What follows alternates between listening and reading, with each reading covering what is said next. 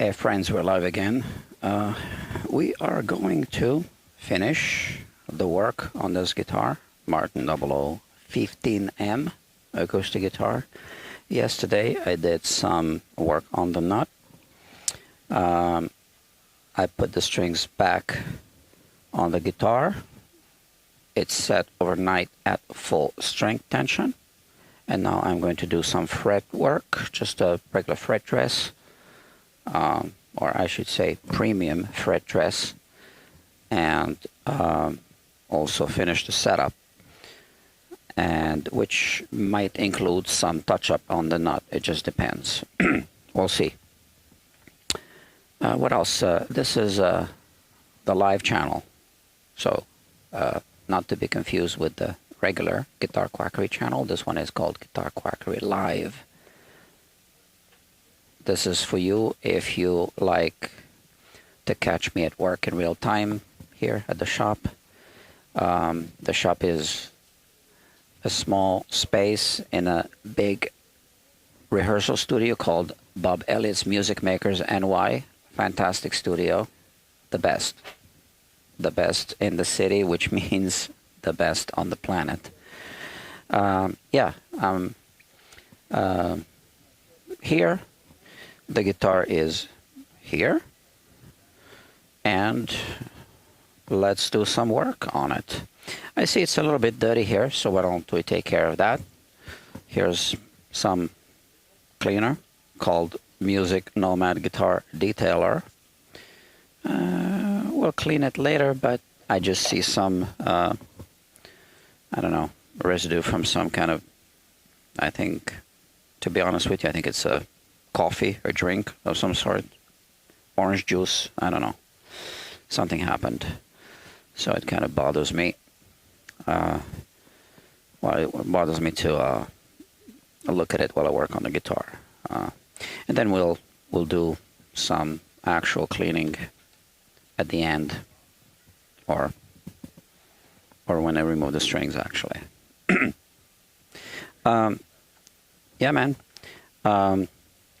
Since I did lower the nut yesterday, it did lower the string height, obviously. The string height is typically measured here. This is the 12th fret. So now we're almost on spec. Since we are going to be doing a setup, the first thing that I will do is check the relief, which I did check yesterday, and it was exactly where I wanted it to be.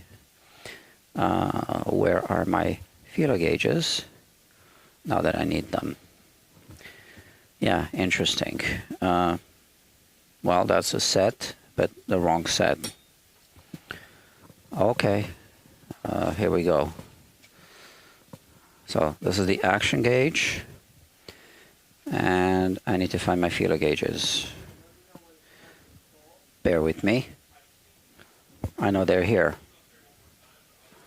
because I did use them yesterday, obviously, a few times. I do have tunnel vision. They're right here, and that's the problem with me. If I if I don't put them in the exact spot where I expect to see them or anything in life, I can't find it. We'll pull this camera out as well. Why not? I checked the critical frets yesterday, the 8th fret, and the surrounding frets where we measure relief.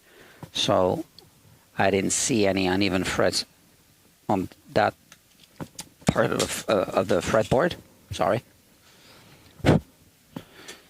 So I don't need to check again. I'm going to just go ahead and measure the relief. Let's see if it changed from yesterday. Here we go.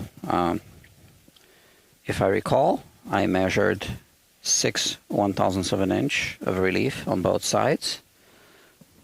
This is it. This is the 6 1/1000ths feeler gauge. Focus, focus. You can see that here. And let's place the straight edge here. Take this measurement. It does go through The next one, which is 8/1000, does not. Okay, and now we can switch over to the other side. Make sure it's the same on the other side. 8/1000 does not pass. 6/1000 passes through. Okay, so the relief did not change, which means now we can measure the action and make a mental note of what it is, because we are going to adjust the saddle height to get down to the desired action height. This is the string action gauge, STUMAC tool, and here I'm measuring on the 12th fret. It's about 125.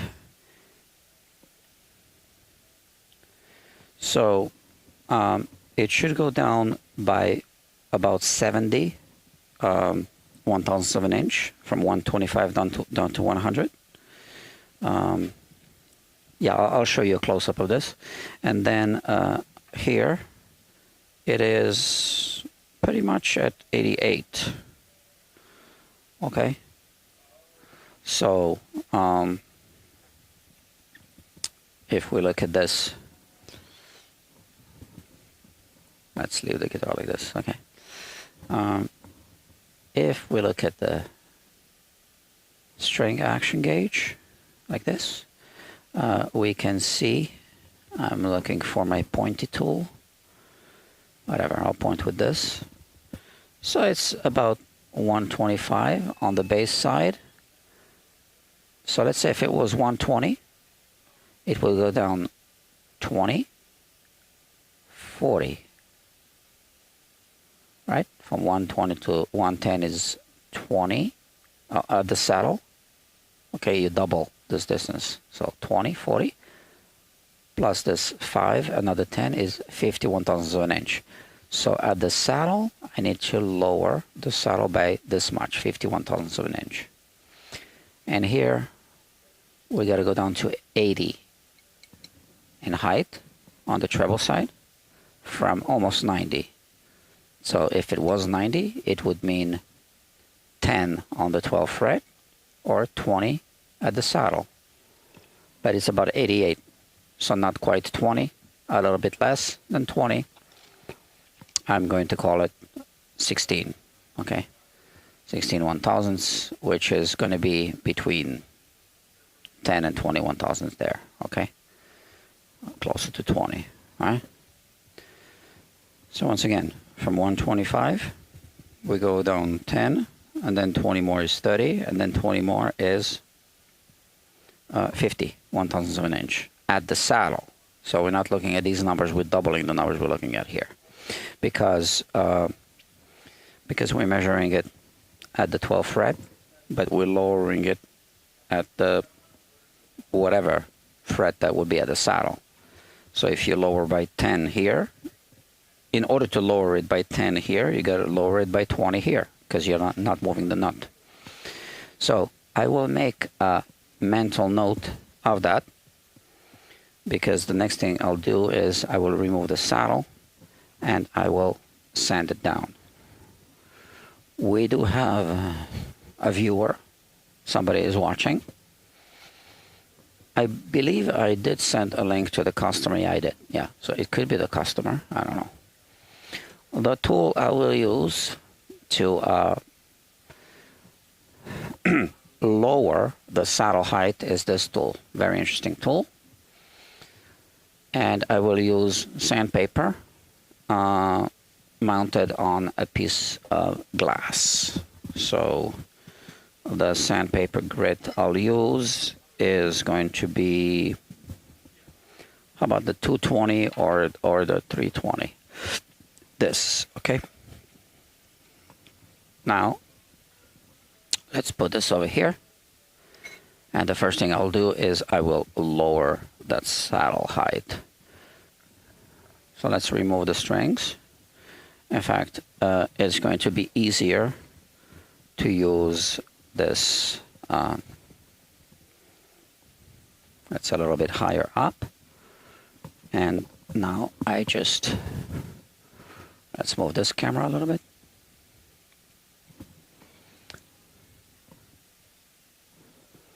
I just release string tension so I can remove the strings. Okay. There you go. Okay, you can hear that, maybe, I don't know.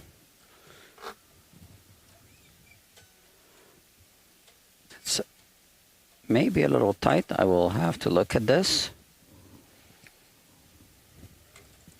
This is a very useful tool. And I'm going to remove the strings, shave the saddle, put the saddle back, and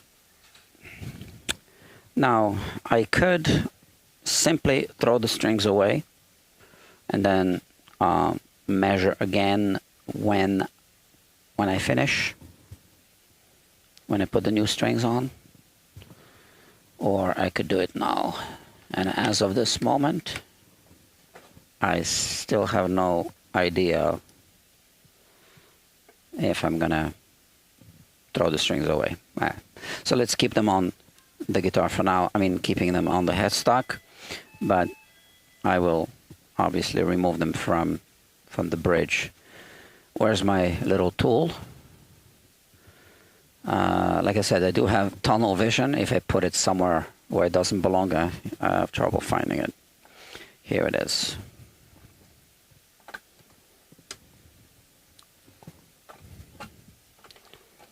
These are ebony.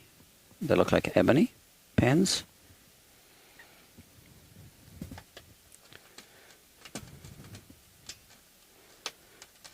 There you go.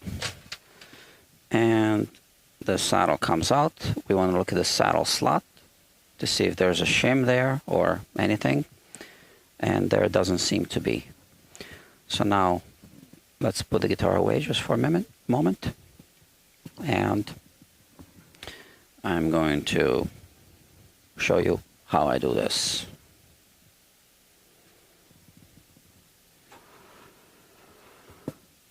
Okay, focus.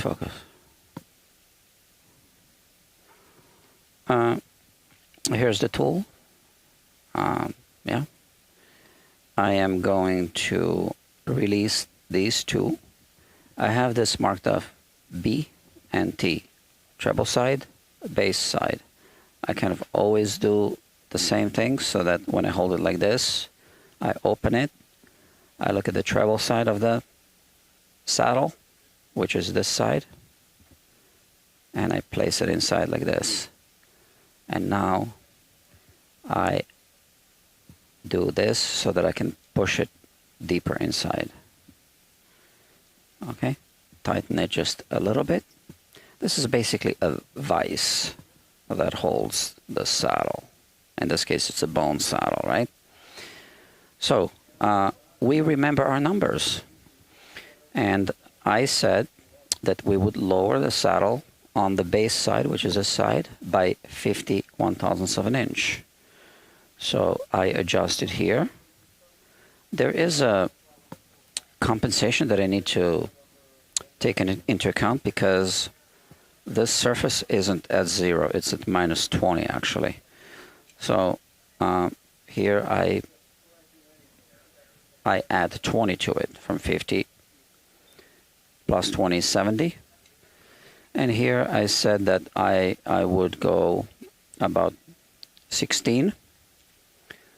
So let's call it 15. And plus 20 is 35. Because I can't really see a difference between 15 and 16, to be perfectly honest. And it's about there. So now I am going to tighten these two. So now this vise holds the saddle, and obviously I need to double check, make sure nothing moved. And maybe it moved a little bit here. So I need to back it up a little bit. double check.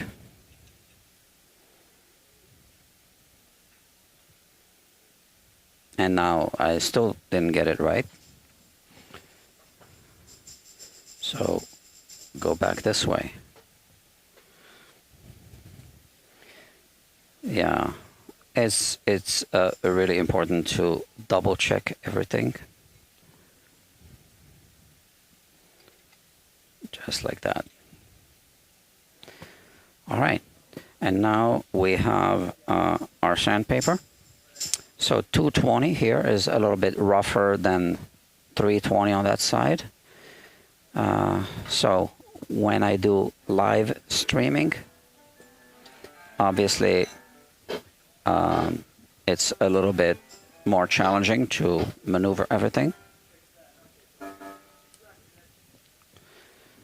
All right, and that's basically what I do.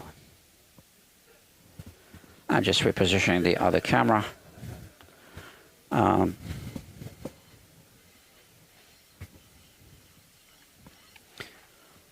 Just like that.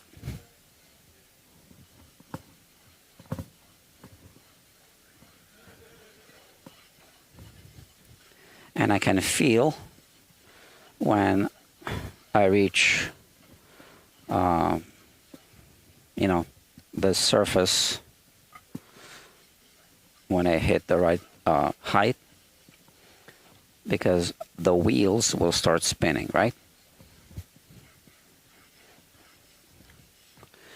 It is clogging up the sandpaper a little bit as I am doing this, so I need to clean it up a little bit. It's also good to have a vacuum cleaner.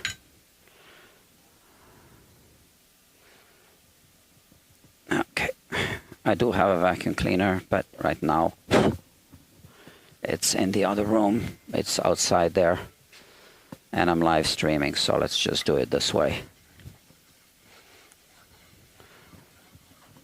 So with live streams, although these videos, when they get archived, are not edited, because that would take them off the list of live streams. I still don't want to. I still want to keep them flowing,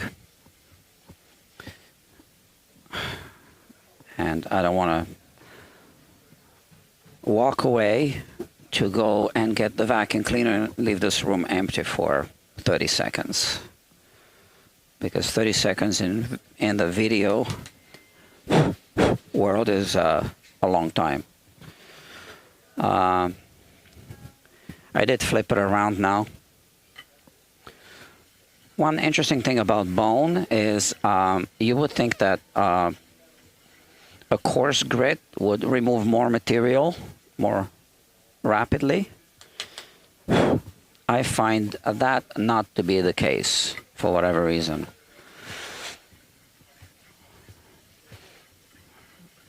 It doesn't behave like wood. Okay, I am approaching that critical height.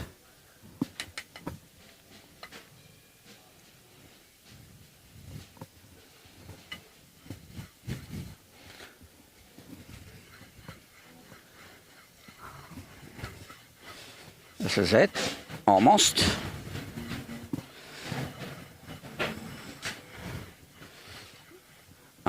Yeah. So we're shaving the saddle from the bottom, right? Obviously. I just have a piece of glass. It's just a glass shelf. Honestly, I found it on the street. I didn't even have to buy it. If you live in a big city, you know that you can find things on the curb.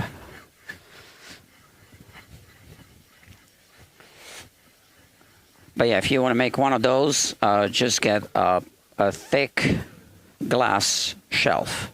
That's all you need.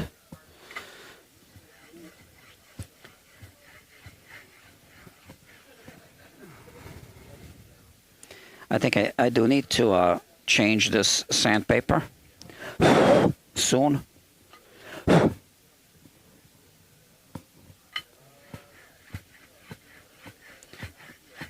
Okay, now I feel that the wheels are rolling. Okay, you can really see this, right? So no more sanding. It's not gonna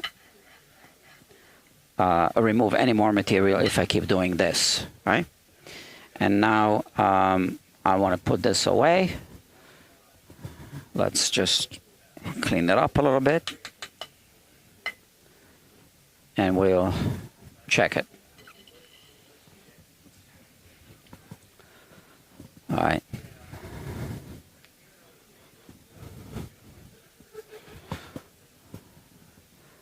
We have these two, and I usually use where's that tool? Yeah, I don't even know what you call this, but I just kind of do this. Okay.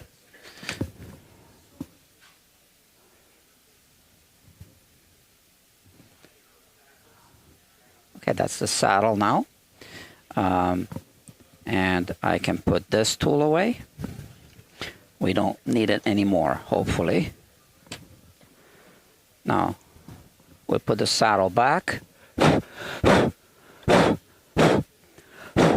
And hopefully, we're done with the setup, actually. We might need to touch up the nut. But that's not going to change the string height significantly because it's just going to be a very minor touch-up. Okay. Also, when we do a setup on an acoustic, we want to make sure that the saddle doesn't wiggle. This is, you know, I mean, wiggling just a tiny little bit, but it's acceptable.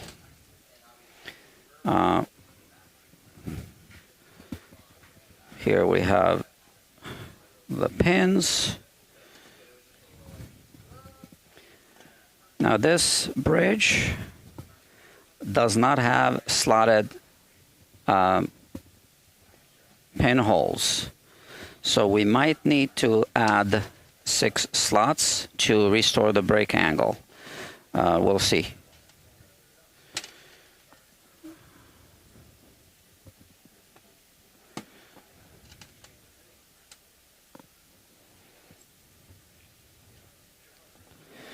Okay, now we can remove the capo, and we'll just tune the guitar. This is just yeah. Now the strings are loose. We'll just tune it. Where's my thing?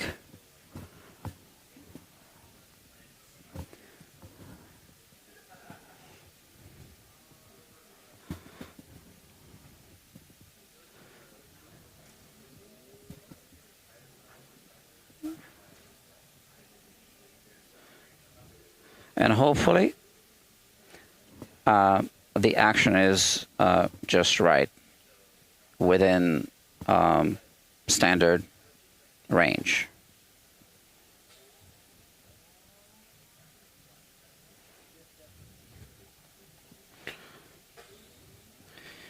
It's getting a little noisy in the studio, but I am using this microphone, which cuts on background noise, but I hear a drummer, but it might not be a good experience for you if you don't hear the guitar. So just for now, I'll turn on this microphone from this camera, and you can probably hear the guitar.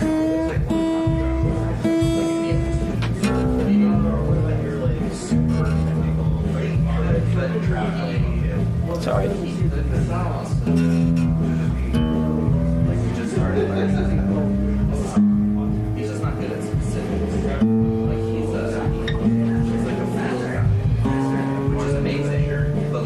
So I heard a little creaking on the A string. A string. So we'll look at that. We might need to file it a little bit wider, or maybe open up the string slot at the back so it's more like a funnel.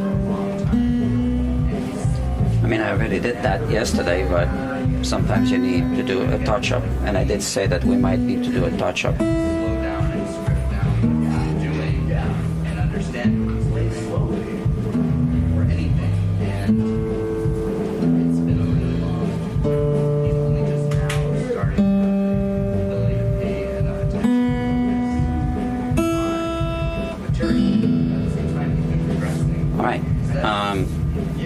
Now we want to look at our string height.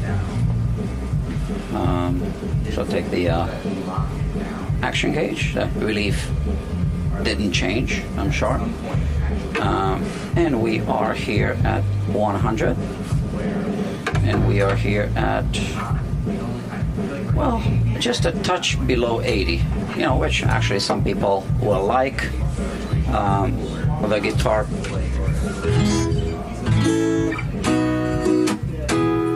already feels like night and day.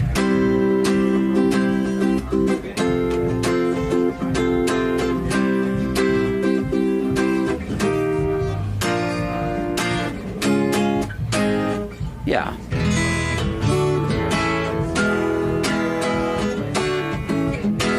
I can play this guitar just fine, so we're good with that. Now I'm going to remove the strings completely. We'll throw them away, and we do the fret work, which is going to be our premium fret dressing job. Okay, like that.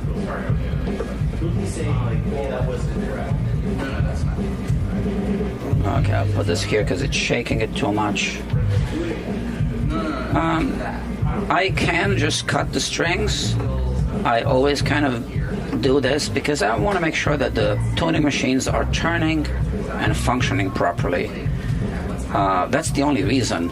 But nothing would happen to the guitar if I simply took all the strings at full string tension and just cut them up like this. Okay, I couldn't do that. Honestly, nothing would happen to the guitar. Now let's take these out. And I do recycle strings. I have a bin right on the workbench. So these go here. And these strings get untangled. So this one is always a little bit of a challenge if it's locked, right? And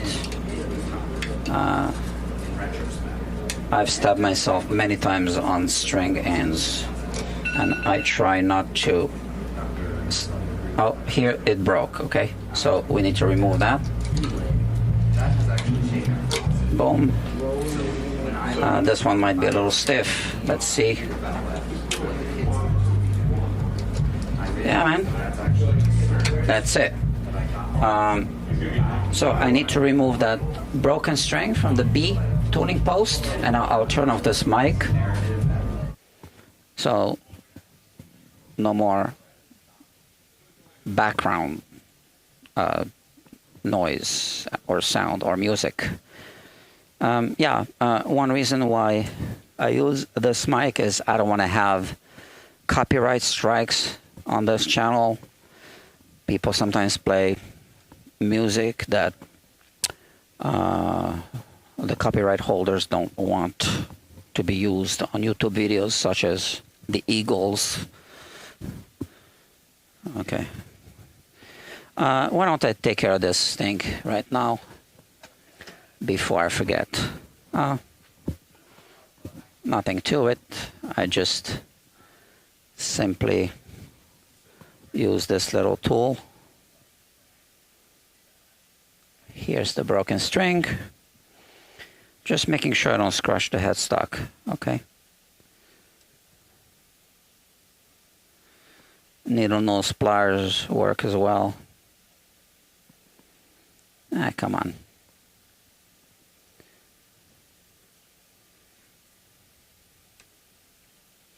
It's always a little project, right, to do this. So let's grab it here and pull it. This is it, right? Okay. Now we can clean the fingerboard and do that fret job. Every guitar that leaves this shop needs to be at a certain standard. I call it the gold standard. We can call it whatever we want to call it. But, you know, that's how I want it. Okay. So I used to offer premium or standard. Now I only offer premium service. It doesn't make sense to offer both. In my case, yeah. And that's because it's a really small shop. I'm very limited with space. I don't want to be sitting on too many guitars, and some of them just in for like an output jack repair or something like that. It's perfectly fine if it works for you, if you have a shop that has a different situation. I've tried. It doesn't work for me. So this tape is great. This is my go-to tape for just my general use, low tack, kind of delicate surface tape. It's not really low tack, but it's delicate surface. So I always protect the nut before I do any work on the fretboard, because a nut is an expensive thing to fix. This brush.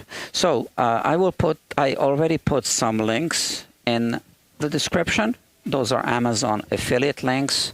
Sometimes I forget to include some tools, and then I go back and I edit the description to add some of the tools if I remember.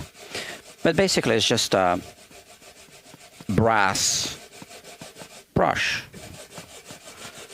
And I just go up and down in this direction of the wood grain. Obviously, I got to make sure not to scratch the soundboard.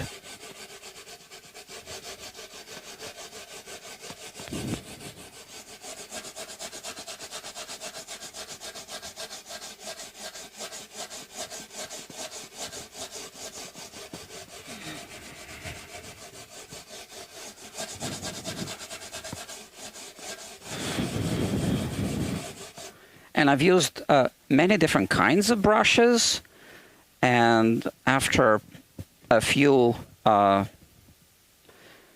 tests, I guess, you know, I decided that this would be the best one. So I'm going to put it right here next to my computer. When I'm done, I'm going to include a link to this brush in the description. I'm going to add it to the existing affiliate links. Those are Amazon affiliate links. So if you don't mind that I make a small commission at no extra cost to you, you can buy through those links if you need those supplies. Okay. Now that all the frets are exposed, we want to take a fret rocker and we want to just check to see if I missed anything, if there are any uneven frets. This one is slightly uneven now. Slightly. Here as well. So on a scale of 1 to 10 of how uneven frets could be, this is 0.5. It's okay. I'm almost not detecting it, which is probably why I missed when I was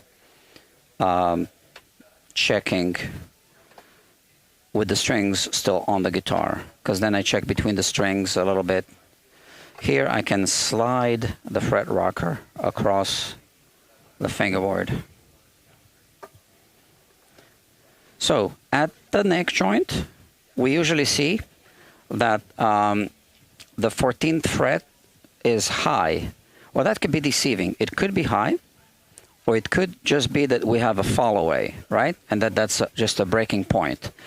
So I want to just take a read of the fingerboard, and I do see that we have a fall away. So although I can hear, and I know you can't hear it now, but I can hear and feel rocking on the 14th fret, it's actually just due to the fall away. But this one is high and uneven. Now you would think, what does it matter if the 15th fret is high? I'm not going to really play here. Well, if you take this distance, about, right, this plus 3 fingers, and you put it here. So when you play the 3rd fret, this is where the string vibrates the most, is the amplitude. So it might hit this fret. I'm sorry, this fret here. Where was I? Yeah, from here to here. Yeah, the 3rd fret. So it might hit this fret. We don't want it to be high. This is the fret kisser, and we just take down this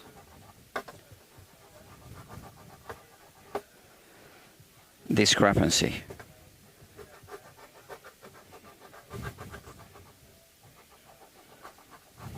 On the 15th fret. And I finish it off in this direction.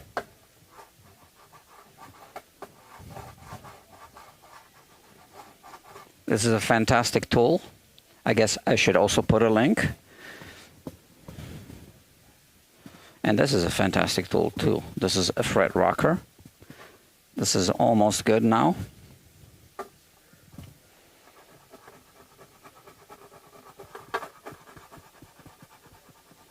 It's not uncommon to find uneven frets on the fingerboard extension.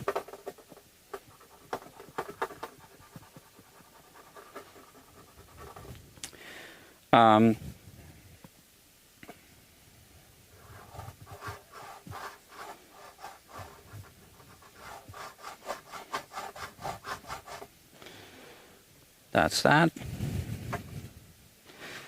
So I'm fixing an individual fret, but I'm not doing a full level crown and polish. When I do a full level crown and polish, I put the guitar outside on the neck jig. I will be doing a full level crown and polish on a jazz bass. I think could be right after this guitar today, or maybe a little bit later. I don't know.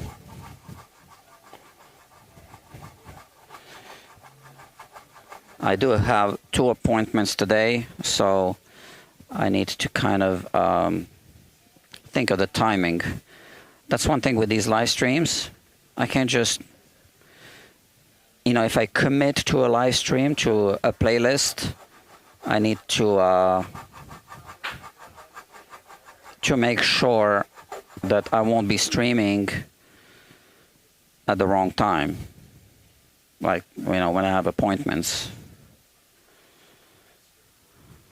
So one of the appointments today is a pickup of a guitar. Of which guitar? I did do a live stream, I believe I did. Which guitar? A Fender Telecaster. And the other appointment is going to be a guitar giveaway. I am doing guitar giveaways these days. And a lady who is a customer here at Music Makers has been invited by me to pick up a free guitar. It'll be a little bit of a kind of like a treasure hunt. I will record it for the main channel, Guitar Quackery, So if you like to watch produced guitar-related content, sign up to the other channel, Guitar Quackery. This channel only has live streams. All right, so that's that. So I'll remember to put links. I put them right here. And now I have another tool. This you can't buy through any affiliate links, but you can acquire. I will explain.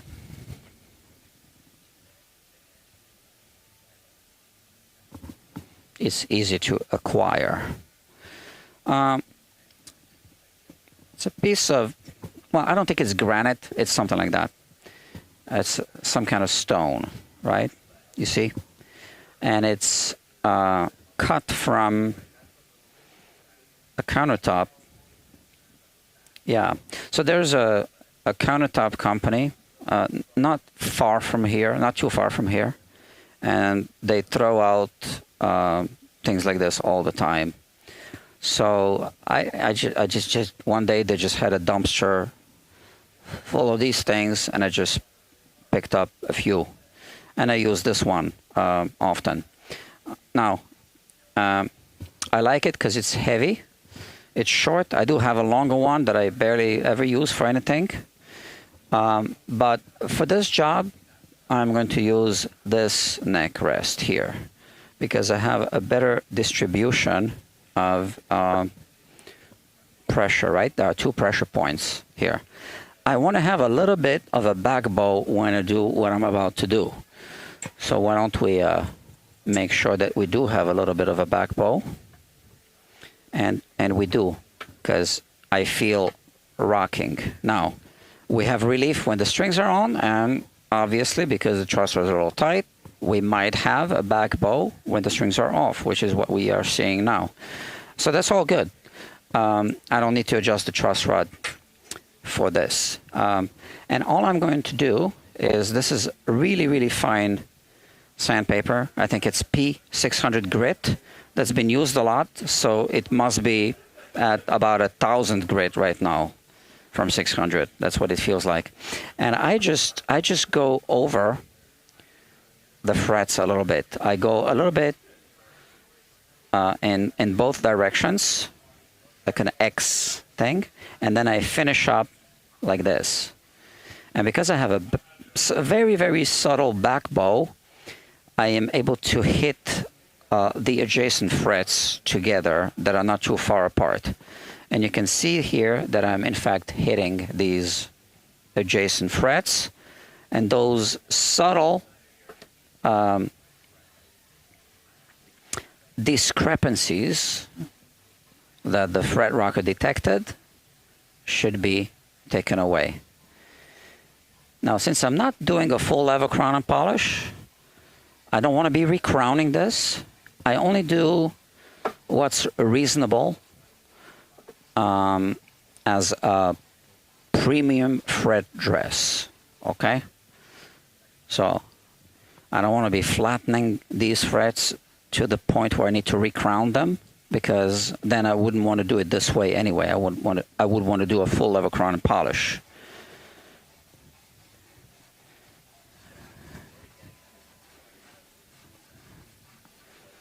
And this is now the fall away. I often use this tool for the fall away. There's also a music nomad tool that you can use for this purpose. This is just a short leveling beam. So if you can't find this, you know, just get this. And again, why don't I put a link in the description to this tool? I'll put it here so I don't forget. So this is a very, very light leveling of the frets.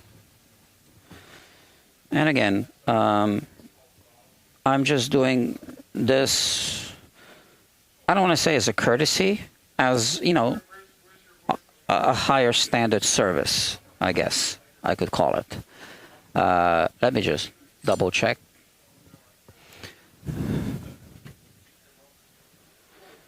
Well, this is in fact much better. I remember this was a little high. It's not detecting anything now. Maybe a little bit here. So let's go back here. So obviously this is going to hit the high spots.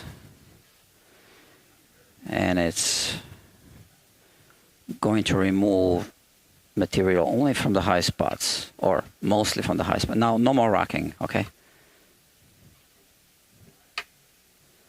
I'm kind of shaking this just to ensure that I would detect some rocking. So no rocking, absolutely nothing now, okay? So it is not always necessary to do a full level crown and polish if there are just a few very slightly uneven frets. Now this one is still going to read as high. Like I said, this is just a follower here, so there's a breaking point, like a hinge here. So I'm going to ignore that because everything after this fret is lower. So as long as this is not actually higher than this fret, we're fine. And now this we fixed, right? The 15th fret. And these, same thing. Okay, so we are, in fact, done with this part. So I'm going to put a link to this, and I'm going to put a link, well, also probably a link to this. I'll be including links in the future in the description, so if you don't mind that I get a small commission at no extra cost to you, feel free to use those links. And if you don't, I'm fine with that as well. It's not going to change much, no matter how you do it. Now, I am seeing this spillage here. So I think something acidic must have been spilled.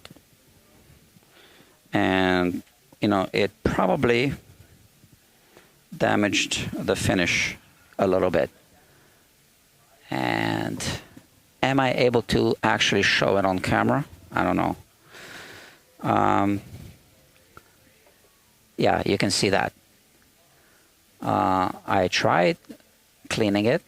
It's coming off. It did come off. There was something, but now there's this discoloration. So this is very delicate finish, nitro, and nitro does react to other chemicals, including sugars in juices or acids in orange juice or whatnot. So let me think. I can give it another try with something else if you bear with me.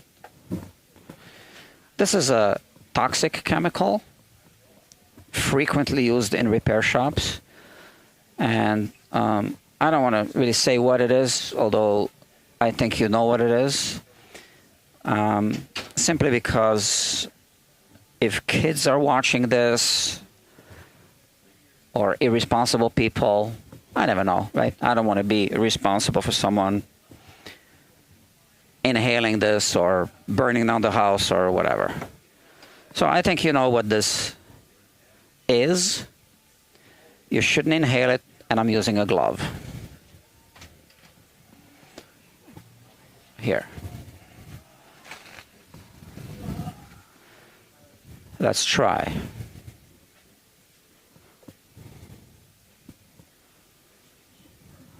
My face is away from this, and I'm looking at the reflection as I do this. This is not going to damage the finish at all.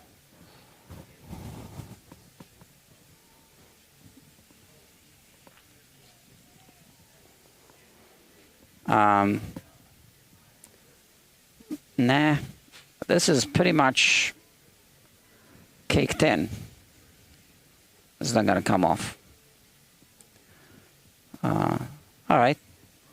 There's nothing I can do.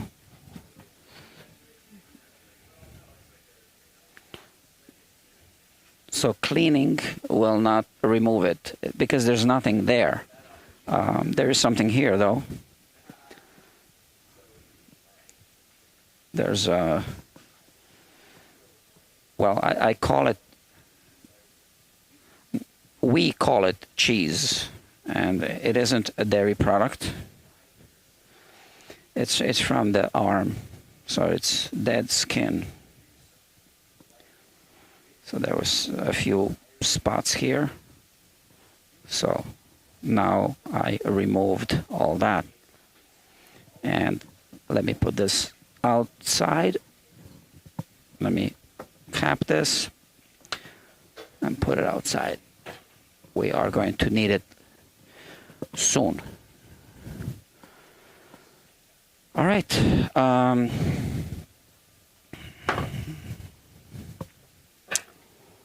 Now I'm going to start dressing the frets. I am going to use a fret guard. They come in different sizes. I'll show you. Yeah, that's good. Just like that. And I am going to use a method that I've recently learned, inspired by an idea by Ken Parker. You should check his website. His website and his YouTube channel.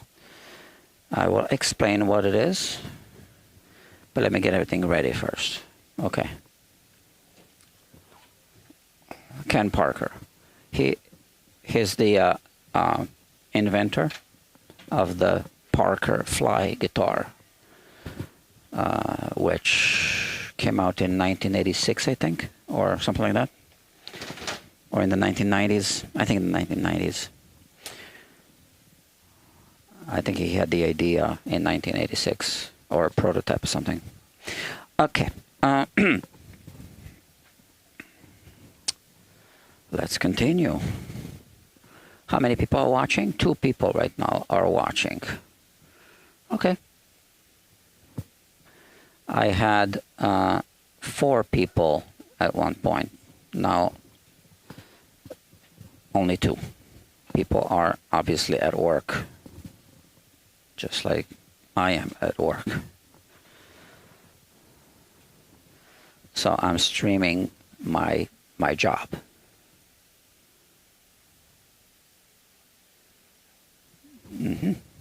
That's good.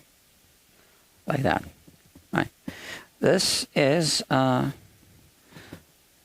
fret guard from a Music Nomad fret polishing kit called Frine.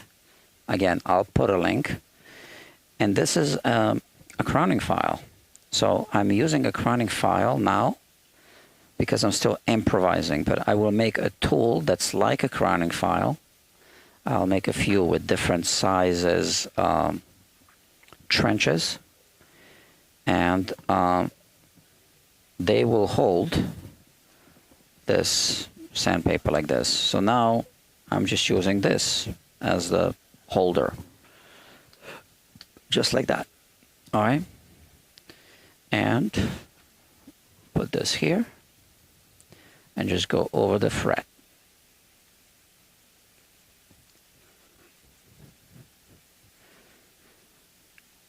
And now the sandpaper starts off as P600, but it works itself into maybe 1000 grit, I don't know. And now I move it here, and I just move this. And again, it starts as 600 grit. And because it gets used up by the end of the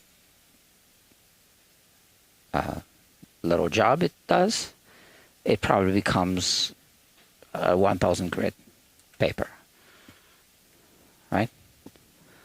That's my estimate. And now I just continue. So sorry, but this camera is in the way, so I do need to place it here. Maybe I can point it at the fingerboard from here. Just as long as it's not right there in my face. We have one viewer remaining. Yeah, people are at work. I can't expect people to just watch and keep watching. It is a work day. Yeah. Did we do this one? I don't think so. Yeah. So.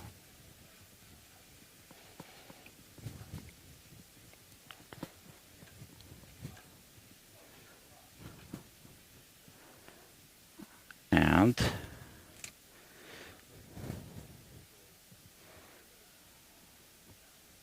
there you go. So this is going to take a minute.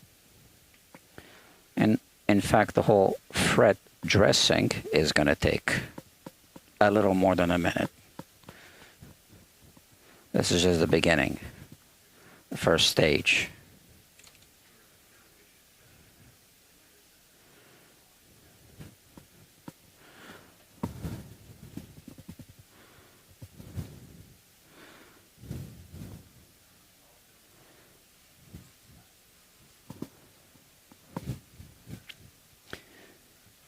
Just like that.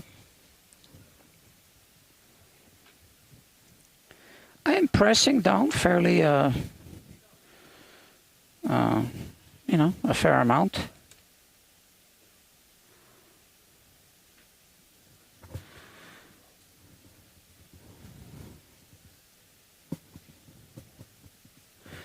And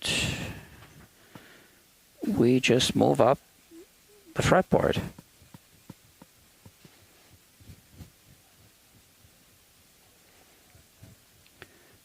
It's a good idea to polish your frets once I do this initial work on all of the frets to maintain them,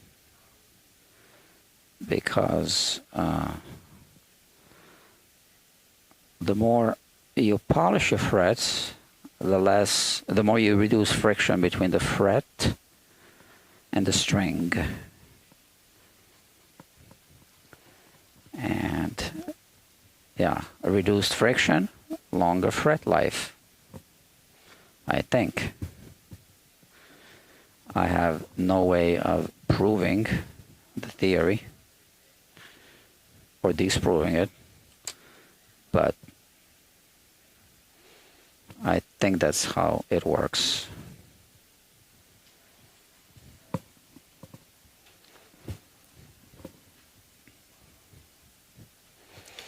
Yeah. Obviously, I need to protect the soundboard once we get to this point.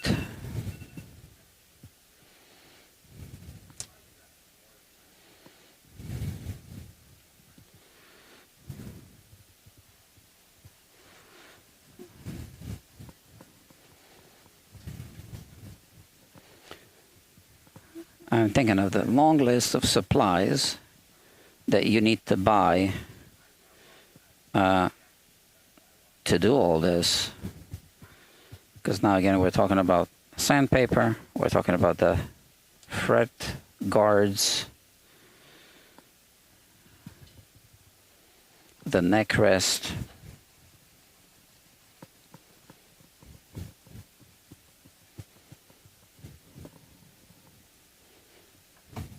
yeah. So you can see how the frets are changing in appearance, but it's really not about the looks. I mean, they are going to end up looking good, but that's not the main objective.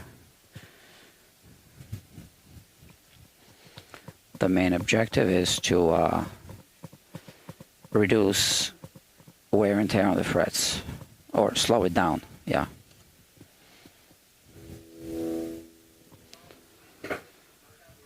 I do this work every day, and I never get tired of it, which is a good thing, I guess.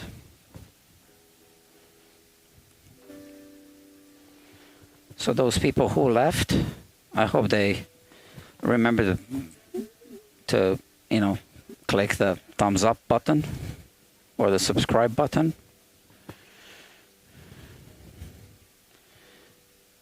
But most likely they forgot. I've been getting a lot of thumbs down on these live streams.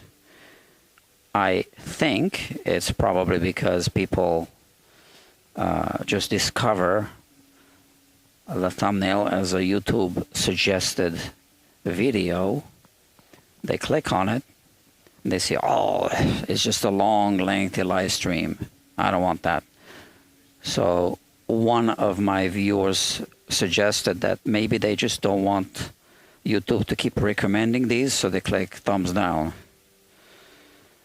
Well, there's a nicer way to do that. You can just click the three dots and just click on don't recommend channel or not interested. And then you don't give the creator a thumbs down.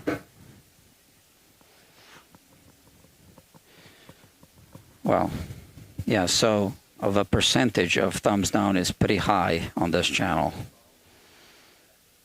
And YouTube doesn't show it publicly anymore, but I can see it. So I have one video that was actually pretty good. And now I gotta be careful, right? And it's only 30% thumbs up.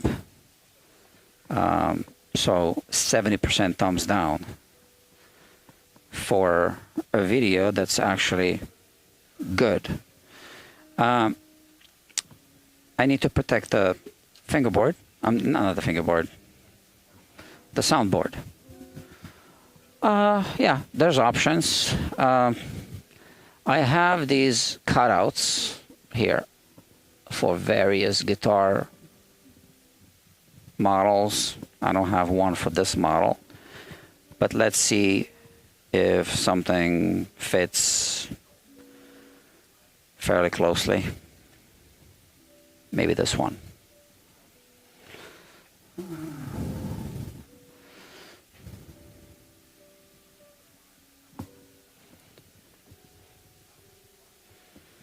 Yeah, that's good. Okay, and I'll just put some tape here.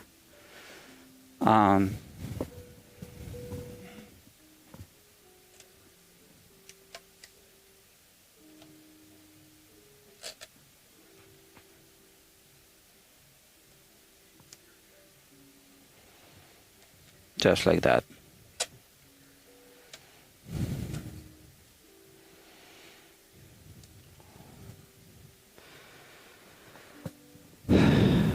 So credit goes to my buddy Doug Proper for this. He turned me on to doing this. I can put a link in the description to this material if you wanna, if you feel you need it.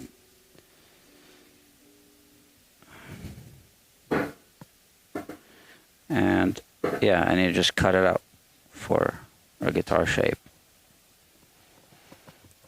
But I'm not going to cut one out for a 0015. I don't see this guitar often enough.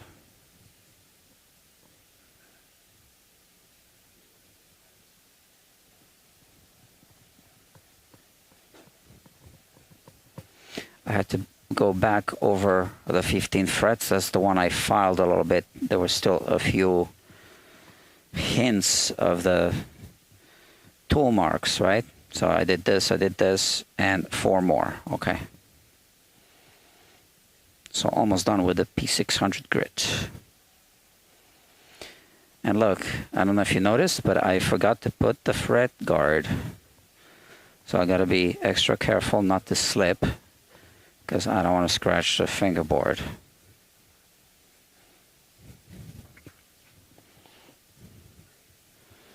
Why don't I use it since I have it?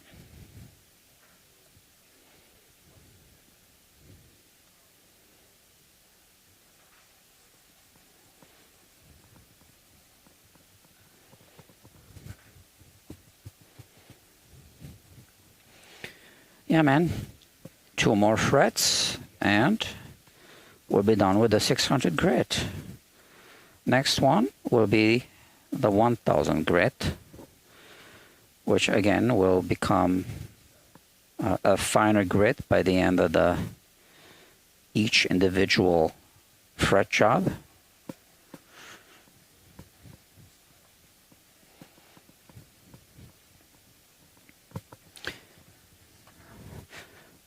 I'm not sure what grit it becomes, but definitely a finer grit.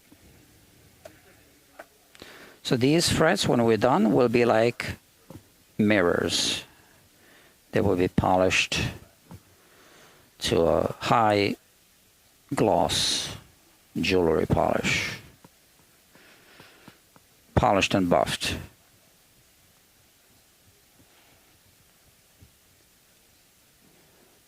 Okay.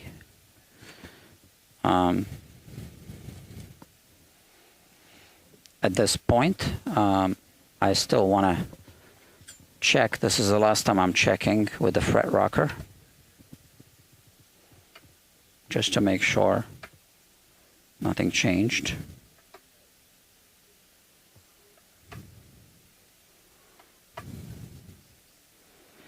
I'm checking gently because now obviously I'm already polishing the frets. I don't want the tool to scratch the now kind of delicate surface.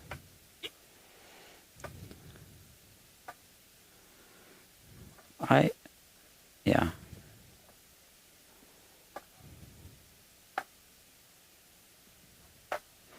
So good. Now we'll use the 1000 grit. So we put this one away.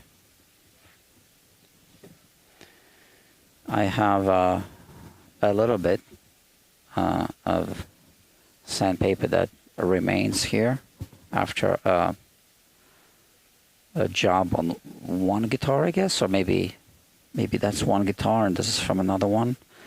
So yeah, that's pretty cool.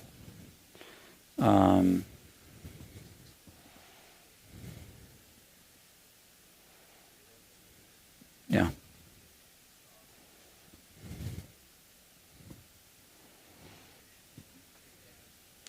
Just like that.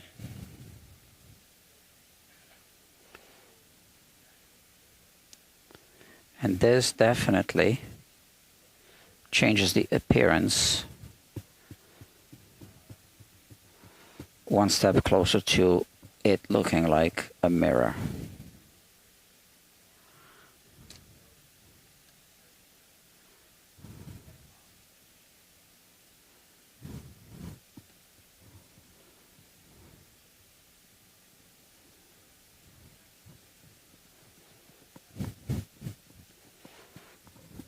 Yeah. I don't know what to say. I mean, this is kind of self-explanatory at this point. I do like to focus it better.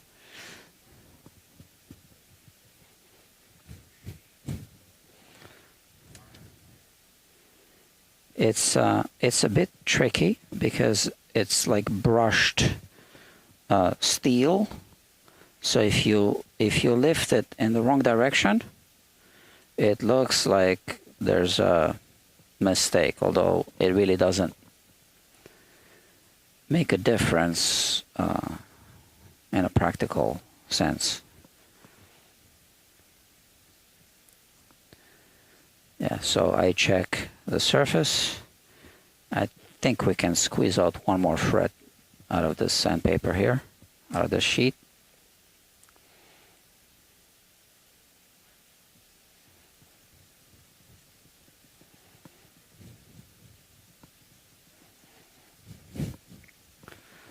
that's that.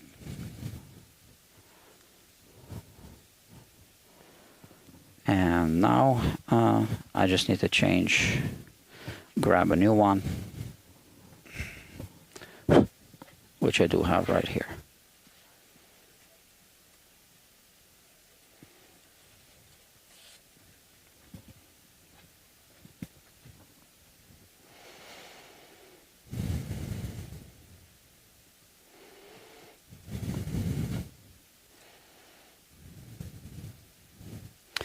I'm going to make the actual tool out of acrylic on my milling machine.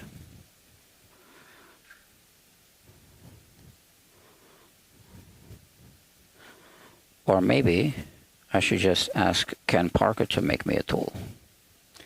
He did mention that he has made many of them and has given them away.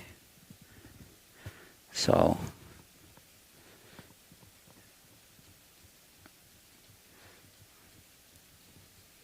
that would save me some time.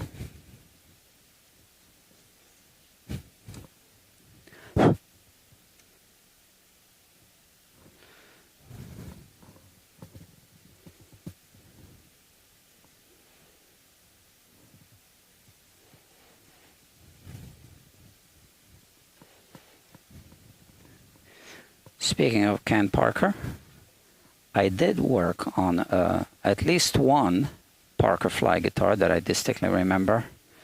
Might have been a couple, maybe three, I don't know. I've definitely seen more than one, right? Up close.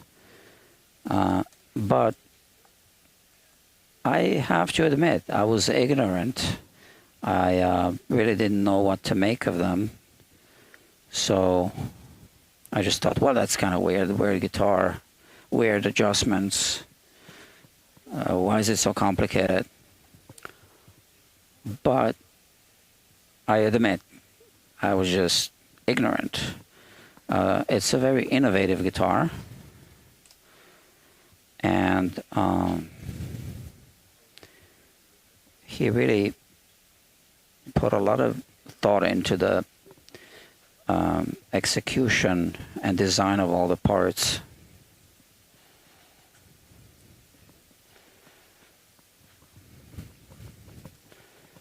Now, from the visual design perspective, a lot of people don't like it. I don't really have an opinion about that because that's objective. Sorry, not objective, subjective. It's going to be a matter of a personal taste. So the visual design isn't neutral for sure. So I don't think it can be used for every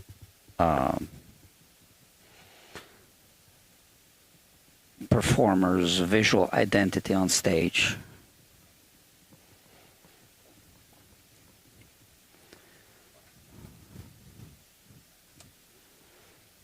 I think that is one reason why it wasn't a major success. But now there is a Parker Fly forum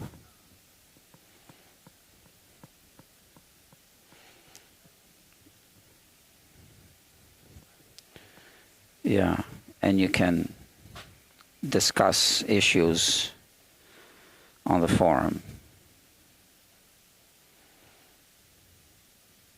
Parker Fly issues.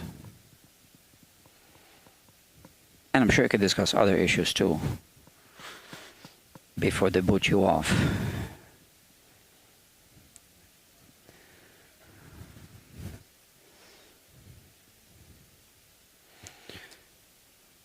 They've become quite valuable, and they don't require any setups, just cleaning.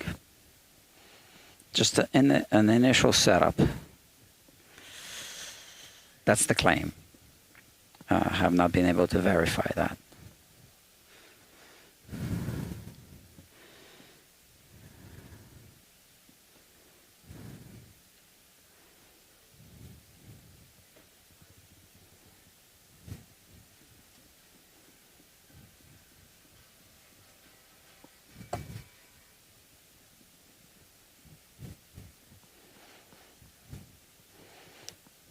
So Ken Parker made a list of issues that have plagued the guitar playing community for decades.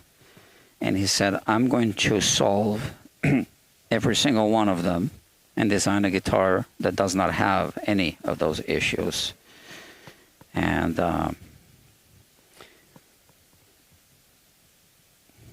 it is said that he's succeeded in that with a Parkerfly guitar. So,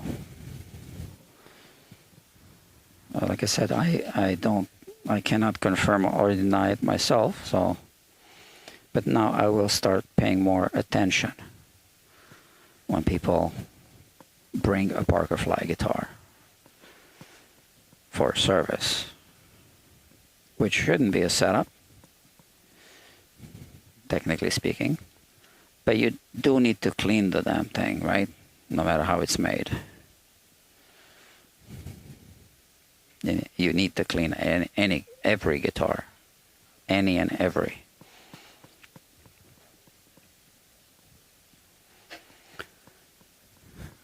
To keep it clean.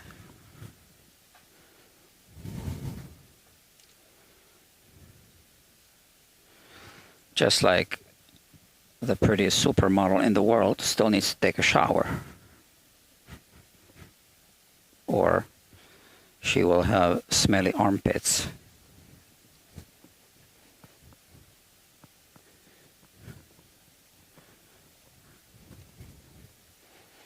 And some of them do, I'm sure. I don't know.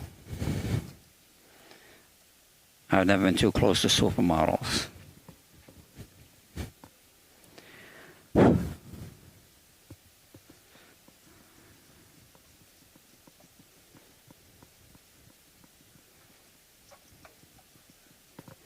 Okay, I am done with this part of the procedure. Let's put this here, and let's put this over here. As you can tell, there's a humidifier running here. Okay, what comes next? Polishing. I don't know if you watch Ted Woodford, his channel. He says polishing, polishing, polishing. That's what we're going to do.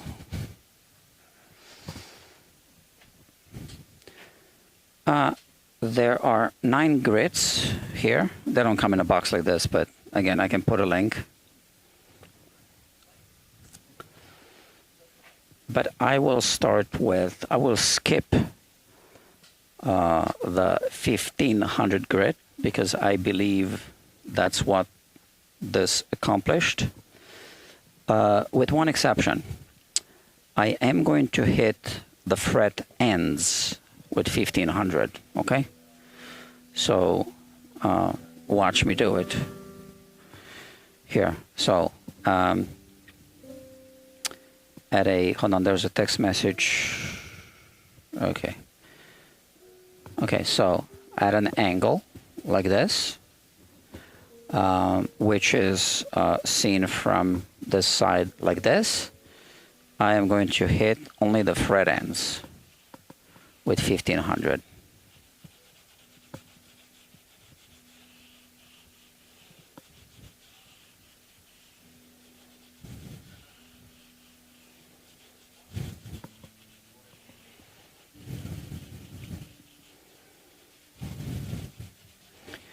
Okay, and now let's close this door. So that's this side. I do need to turn the guitar around to hit it on this side.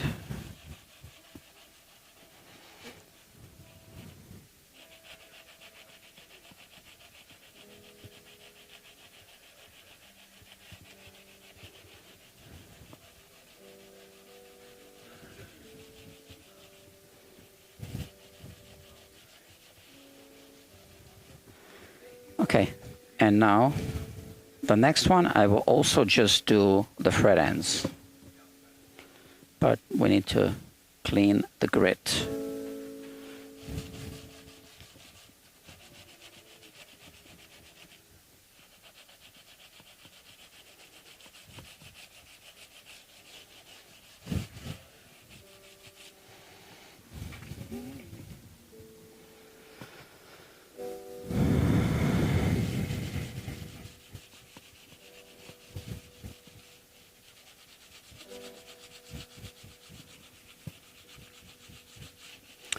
So you can see why we have this, right?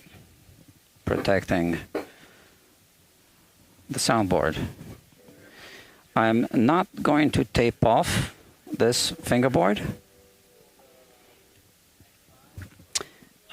Yeah, I'm simply going to go over them, and this time I'm going to go up and down because I have exposed wood grain, and it really doesn't matter on the frets if you go this way or this way. It's not like wood grain that has a direction, right? So, yeah.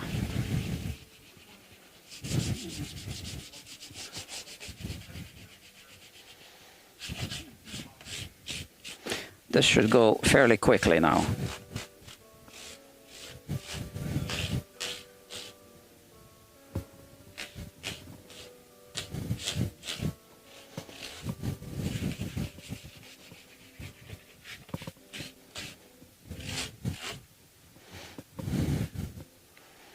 I'll stop talking and let's just go over this quickly.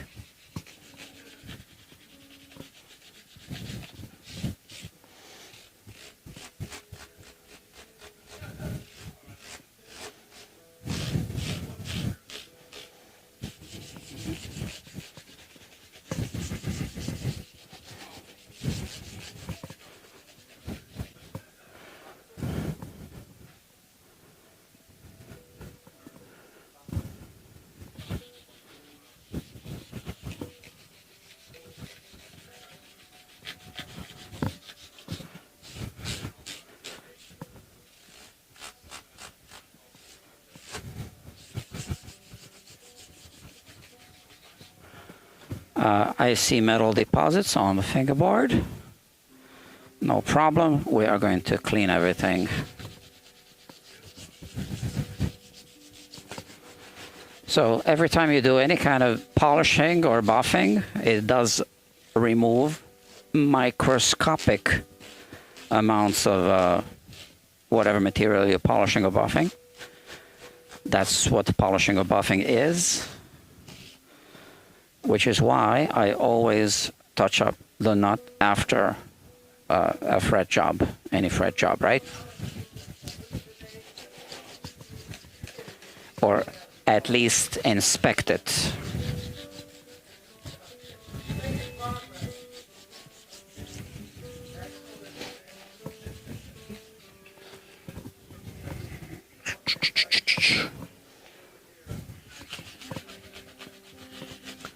The last and finest grit from this pack is it 12,000? Yeah, I think so. 12,000. Again, I'll put a link. I forgot to do it. I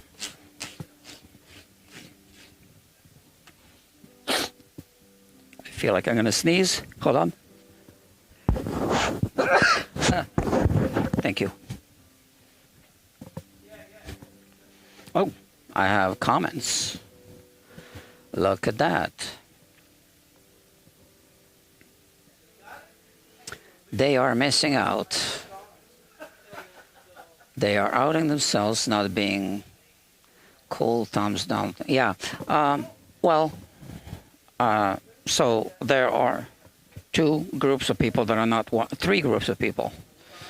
One group are the working people, the good working people of the world who are at work now. They can't watch YouTube at work. The other group are those who do not like live streams, which is fine. But, yeah, why don't they just,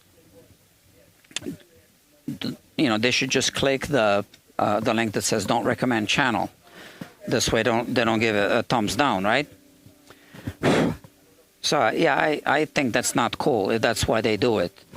I don't know. It's just speculation. And the third group that's not watching this yet are people who have not discovered and might enjoy this type of content. And that's because this is a new channel, so it'll get discovered. There might be a fourth group or a fifth group, I don't know.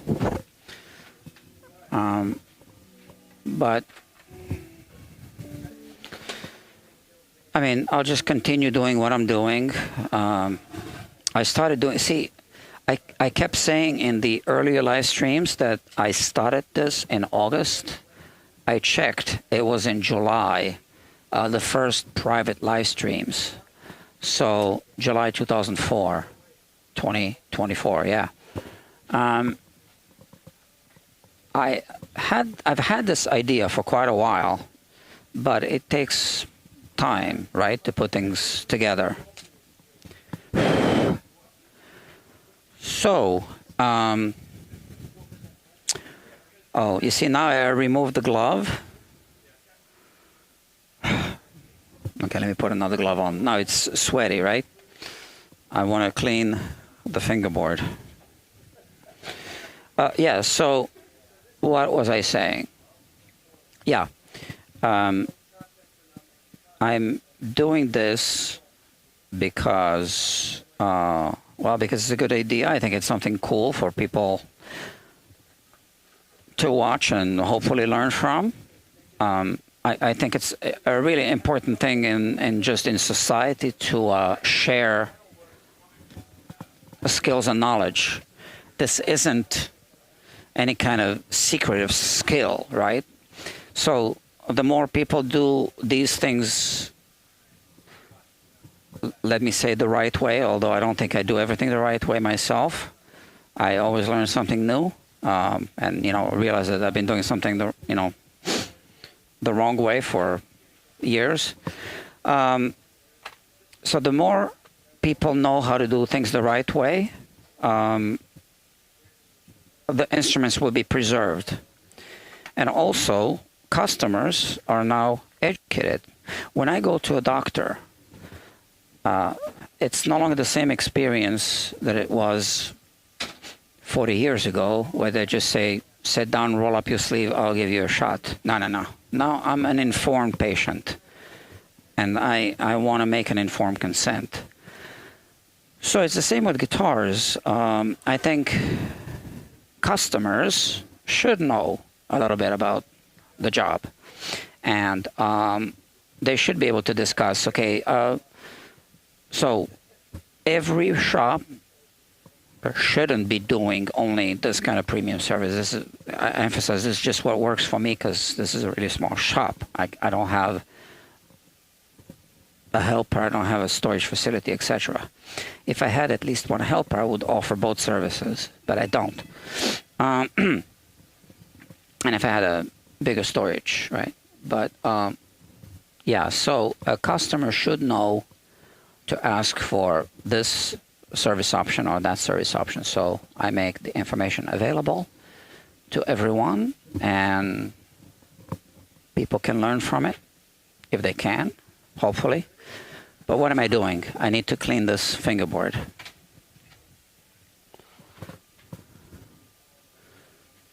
Okay.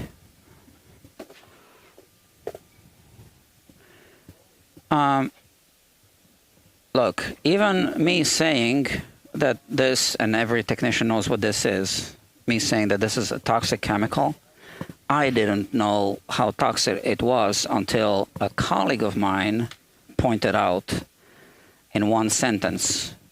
The sentence was, no amount of it is good. All right, and that kind of really opened my eyes, because I used to inhale it more or touch it. So now I'm more careful, right? So I think it's a good thing that I say that. And now, if you are a technician and you're using this and you know what this is, well, look it up. Actually, it's a really unhealthy chemical. So see, my face is away. This evaporates very quickly. I have really high ceilings here. And that's it. And I'm no longer touching it. I have a glove. So constant exposure to this day after day can't be good.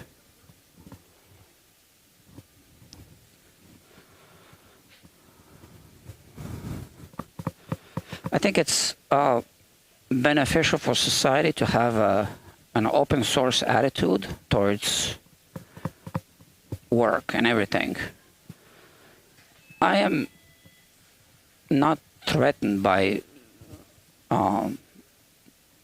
competition in my field. I might be threatened by, or worried about competition if I was living in a smaller community, right? And there were too many technicians and too few customers. I particularly don't feel like it's an issue for me. It might be an issue for someone else. So, but I just want everyone to be able to do, to up their standards, and hopefully I made a positive contribution to that. Yeah. I feel there should still be some, secrets. If you invent something or whatever.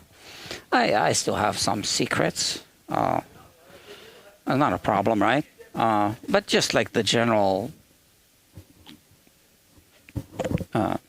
service is, not a secret, for sure. I think everything that I'm showing you here, you can find on YouTube already. Maybe not all in one spot, but it's there. It's out there already. Another reason why I'm live streaming is,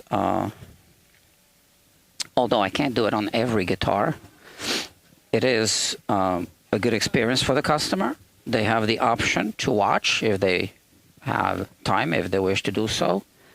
It's archived. So it provides full transparency.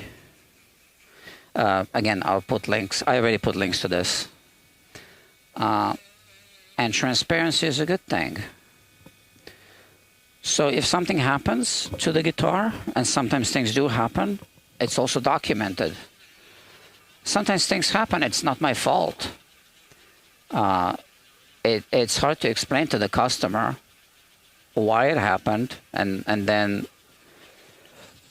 try to convince the customer that it wasn't really anything that I did wrong.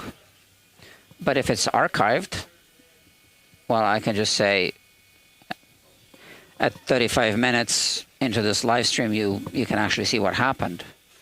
It's the guitar, the way it was made, or the way it aged or something.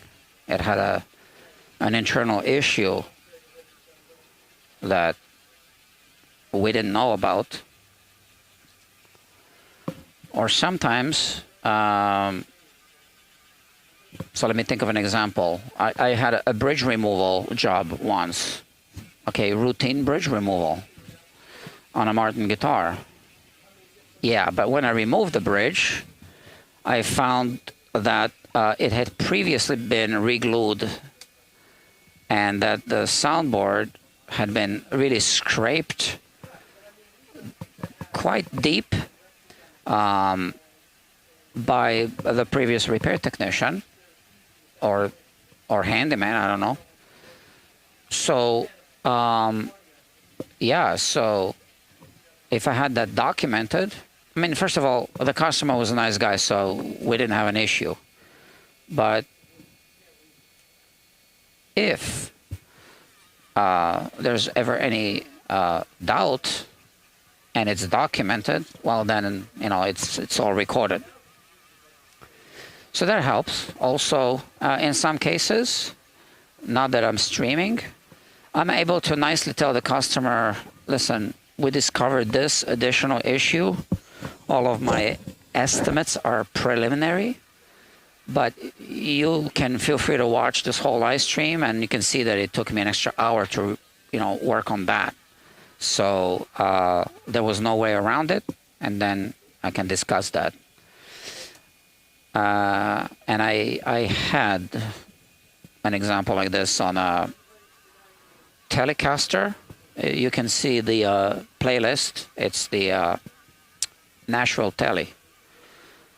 And the customer watched the live stream before I even said anything.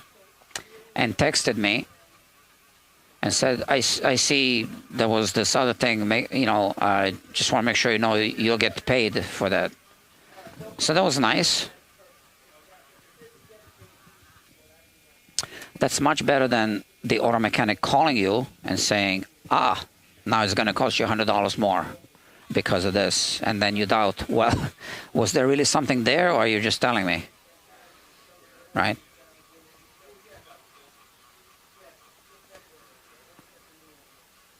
Also, it is fair to charge by the hour if there's a way of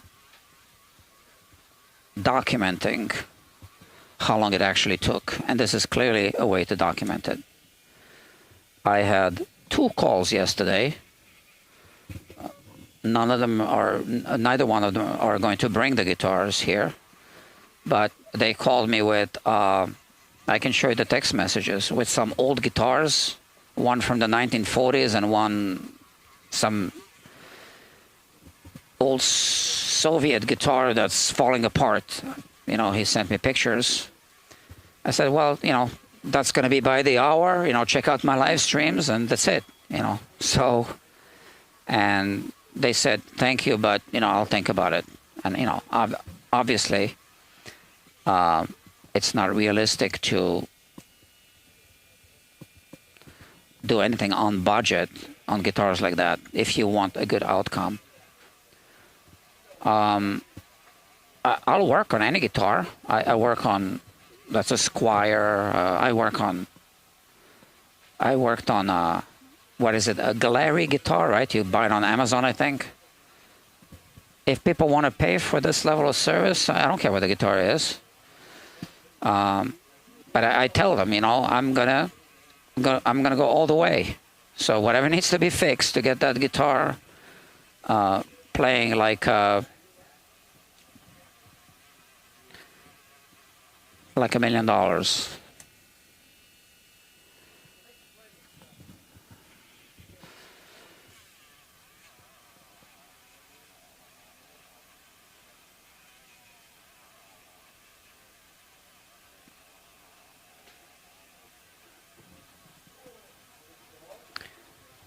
And I'm still struggling with the very common request that people have when they call a guitar repair shop, and they just say, I just want a setup. I don't want anything else. I just want a setup. So I made a few videos of guitars that couldn't be improved properly because they had other issues. So setups were, those guitars were not candidates for setups.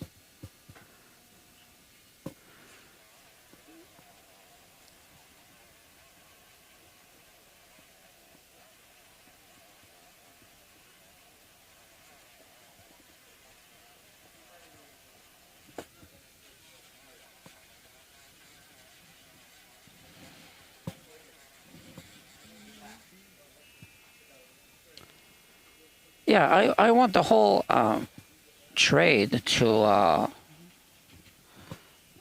improve, to be less of a Wild West, because that helps the whole business. If I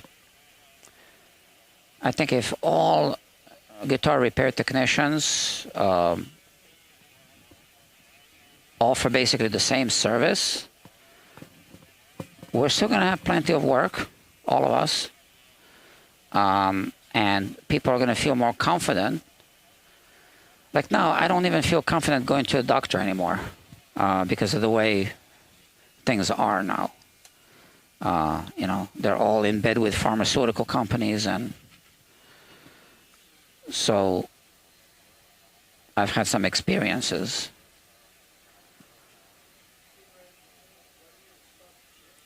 But let's say if you go to another country and the doctors in that country have a totally different relationship with the patients, then the reputation of the doctors in that country would be stellar reputation. So if the reputation of guitar technicians is stellar in the minds of all customers, it doesn't matter where you take a guitar anymore. Yeah, it wouldn't matter. And the competition would not be an issue. You would just work with your local customers. I think. I don't know. This is my idea. Guitar Technicians Guild. For now, I'm the only member, but I'm trying to put it together. And it says here, establishing and maintaining the gold standards for guitar maintenance, repairs, and modifications. So that says it all. I have this idea to have this guild. So technically there is a guild just here. So it's not a guild. It's one person, right? But I would like to get other people on board, but they would need to really commit to the guild standards. That's how they're going to service the guitars, etc. And then there would be an online database, just like Carfax for cars, that the guild technicians would have access to, and they could log all the specs by serial number of guitar, right? All the specs, all the work that had been done to it, on what date, who the owner of the guitar was, etc. So it's like buying a car, right? You pull the, what is it called? Carfax report, right? And you see, oh, all the oil changes were done, the brakes, this and that, fluids. So, same thing for guitars. Why doesn't that exist already? So that's what this is.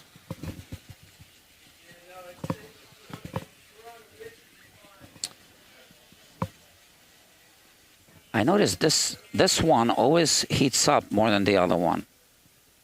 And look, now it stopped. Oh, and you're not hearing the sound, right? Okay. But you can hear me.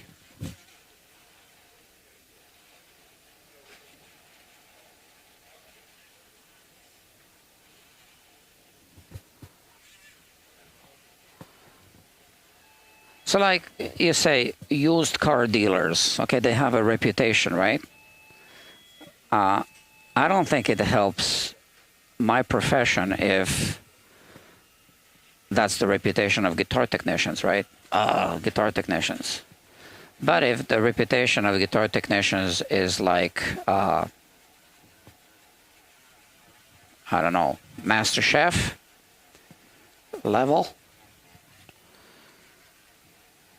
well, you know, then people know, okay, those are guild technicians. I think every professional technician should be a guild certified technician. Just like your boiler repair technician should be somehow certified.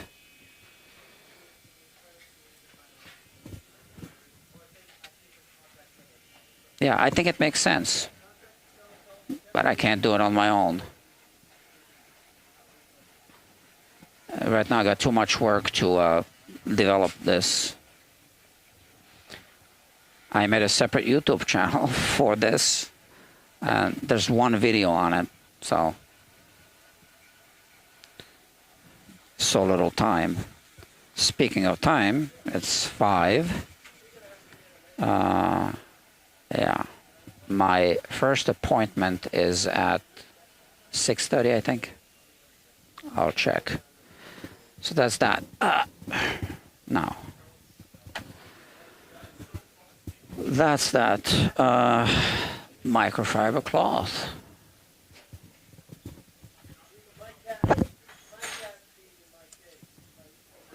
I'm just removing, well, I can even do it like this, it really doesn't matter.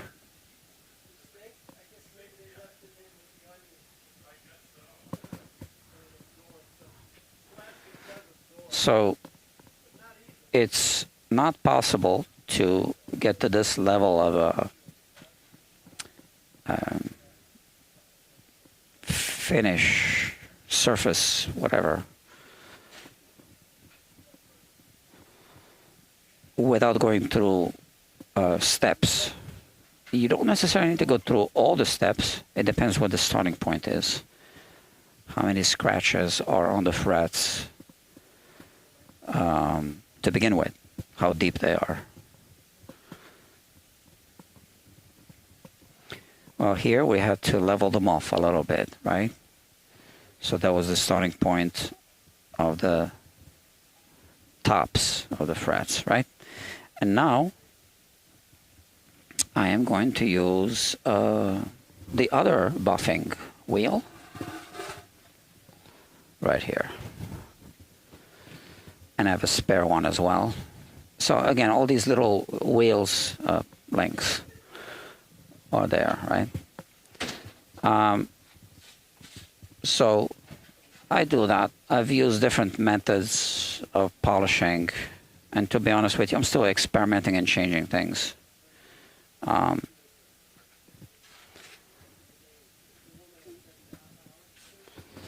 I also get bored after a while of always doing the same thing over and over again, the same way, right?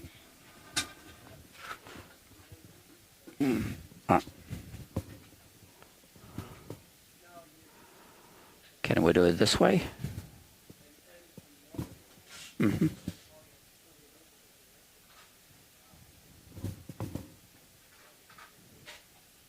Yeah, I think this looks good.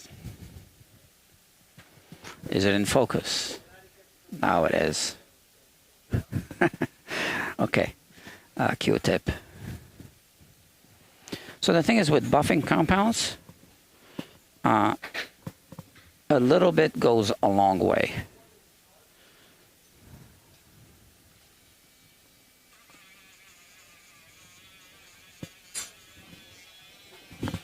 And more doesn't do a better job. It's just a waste.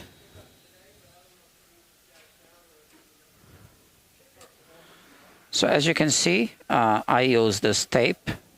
So this comes with a little handle. I don't think the handle is that practical. So yeah, I put the tape. Again, this is not my invention. I've seen a lot of people do this.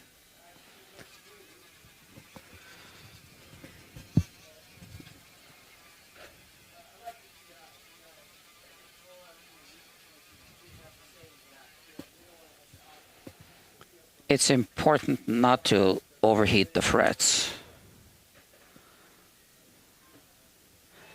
Many technicians warn that if you use a Dremel type tool, don't stick it in one place, just move it like this.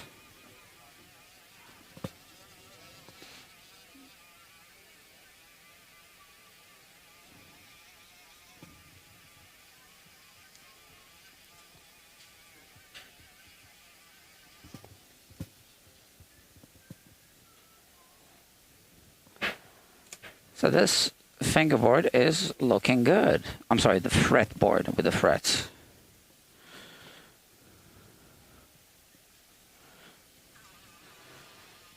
There's obviously already compound on the buffing wheel.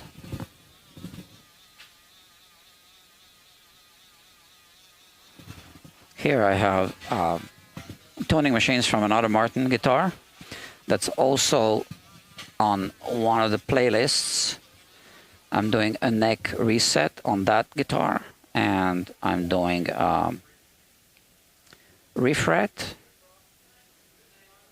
I reglued the bridge on that guitar. It's an HD28. You can check out that playlist if you wish. That's a guitar that's been in the shop, well, kind of in the storage vault for quite a while. A year. I kind of worked on it a little bit, put it away, worked on it a little bit. Just, it consumes a lot of my time.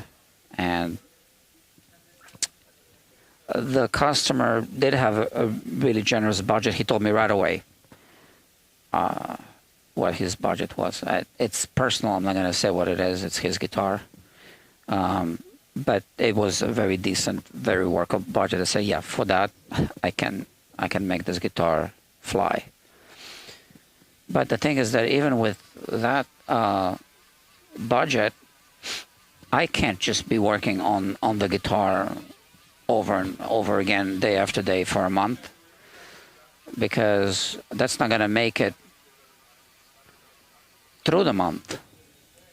So even every time I do work on that Martin and some other project guitars as well, they just take time away from the day-to-day work.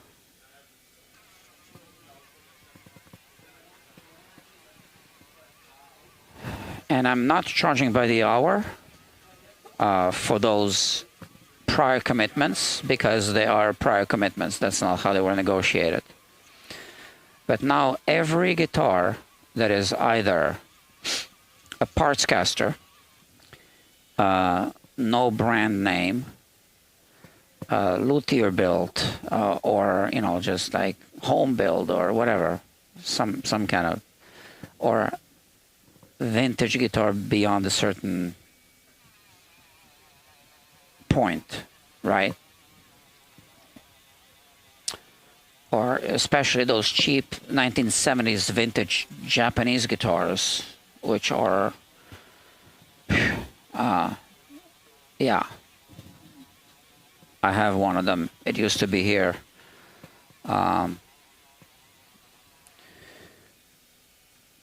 Or any kind of structural damage or modification, I'm just going to offer an hourly deal and live streaming.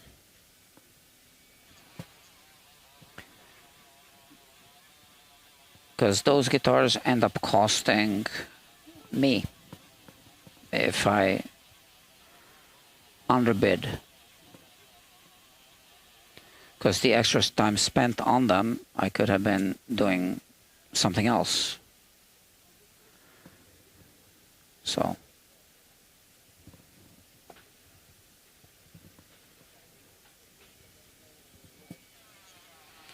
And my friend Ian Davlin said something to me, or to the group, I don't know.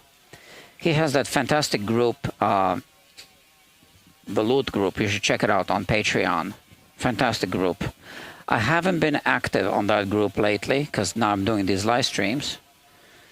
But yeah, if you are a technician or a builder, it's worth checking out. It's worth joining the Luth group on Patreon. So what Ian said was, you should never have more than one of those project guitars at once in the shop. Just have it,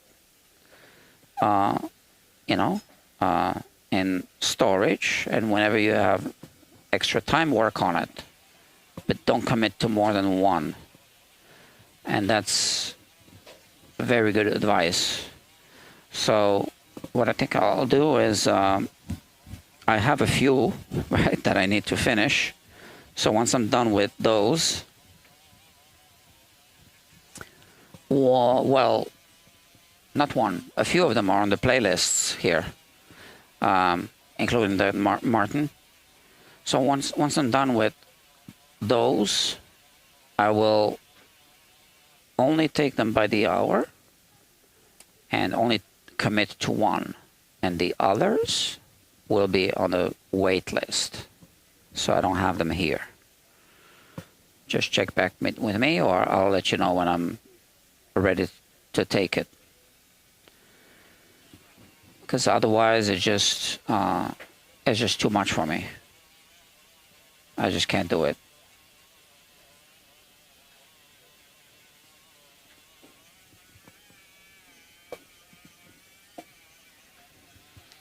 I have one that I haven't even touched yet.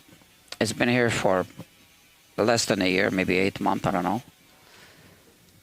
When he dropped it off, I mean, it's a vintage Epiphone acoustic loose braces, and I don't know, I think a bridge lift, or, it's in bad shape. It looks good on the outside, but, structurally it's in bad shape. And he knew it because that's why he brought it here, and he couldn't find anyone else to fix it. So he brought two guitars, the Epiphone and a Martin. The Martin had a Nightmare bridge reglue, so that took me forever. And I said, we'll do the Epiphone when I'm done with the other project guitars, and we'll discuss the, cost at that time. So that one, I have made no commitments, no financial commitments. So I think it's going to be fair to charge that one by the hour, even if it's been here for 8 months.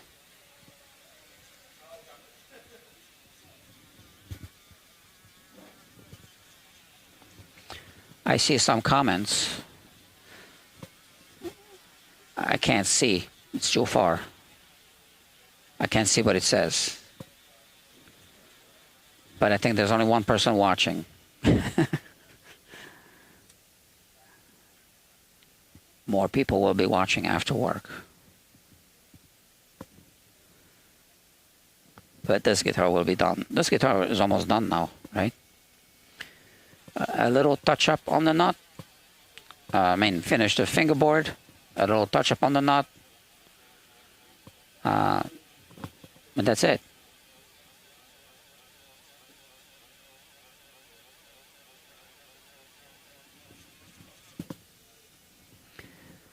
Maybe we change it around a little bit, so I'll show you from this angle. Oh, what is this? 2, 4, 5 more frets. And I don't know if you can tell the difference, but these aren't the same as now these. Okay, so every stage of polishing and buffing advances. Oh yeah, and steel wool, right? That's a very popular method. I can't say I've never used it. I have, but it's not something I've been using for quite a while at the shop, right? So just like many other people, I thought that was a good way to do it at the time. But then I started noticing things and exploring things, and to be honest, I always hated it because of the way it behaves. It gets everywhere. You can't just put your phone on the bench if you use steel wool on the bench.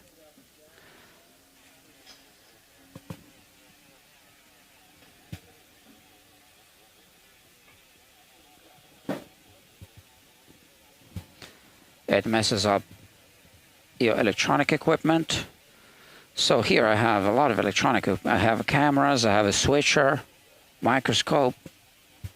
I can't have steel wool here at all. So one guarantee that I give to customers is that steel wool will not be used on their guitars.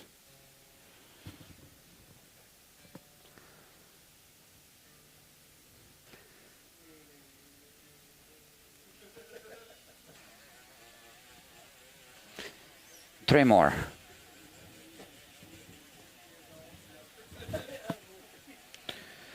So I think steel wool has its place. It's got to be used properly.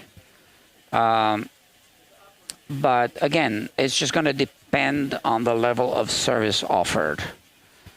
And there's really nothing wrong with offering a service that's not at its highest of the highest levels.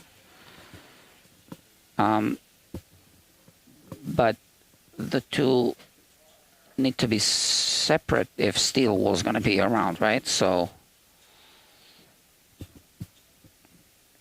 let's say if you offer both services, one is kind of standard with steel wool and the other one's a premium with all this, I think there need to be two workbenches.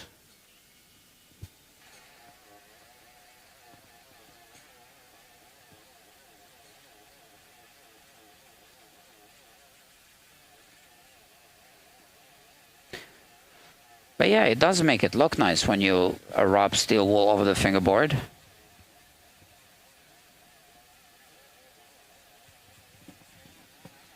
So, I think for many people, that's like a really good outcome.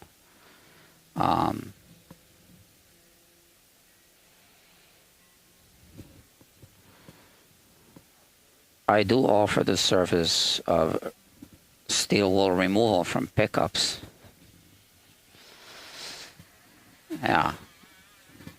What I do is when I take the guitar in, I blow up the image on the monitor here, a microscope image of the pickups, the pickup pole pieces, and you see all that steel wool. Now, it's stuck to the magnetic pole pieces, right? It's not going to end up on my bench. But still I say, well, we're going to clean it up, right? So,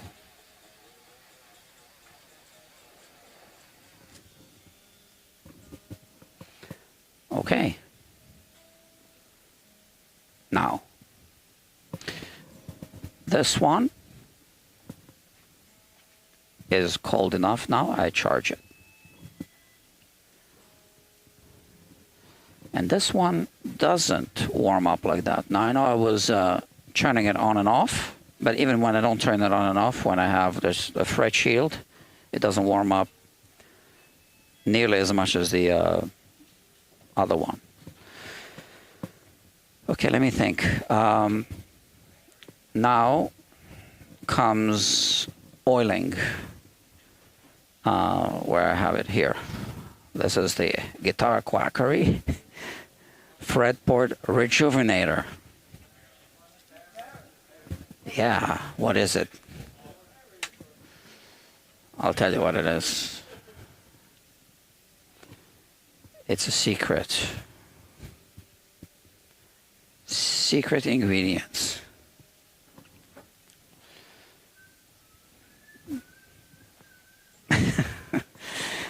Okay, so it's coconut oil, and at a certain temperature it melts, so it becomes like liquid oil. But you want to use it when it's somewhat stiff. So look, you just rub a little bit on the paper towel, and I just go like this.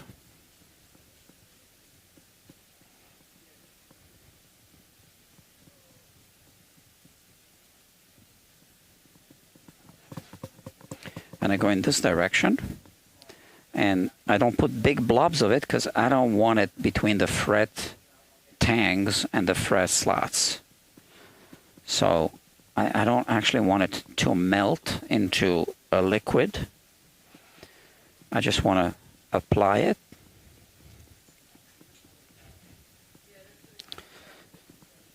Between the frets, right? And I can see when you apply pressure, it's actually melting a little bit. It's getting absorbed by the wood grain.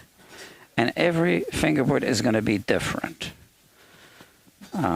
Because some are really dry and some are not, right?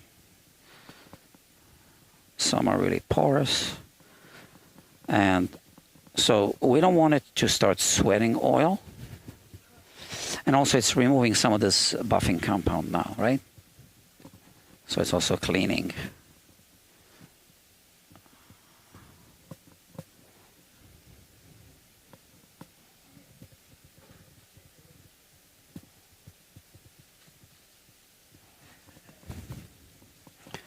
So that lemon oil, so-called, which isn't lemon oil, just like this is not nickel silver, right? It's a misnomer.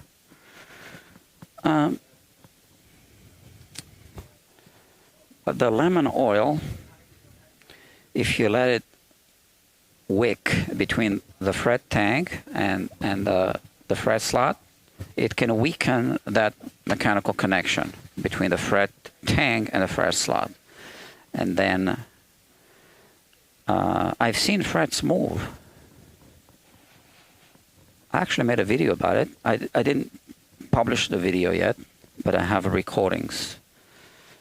And I need to put it together.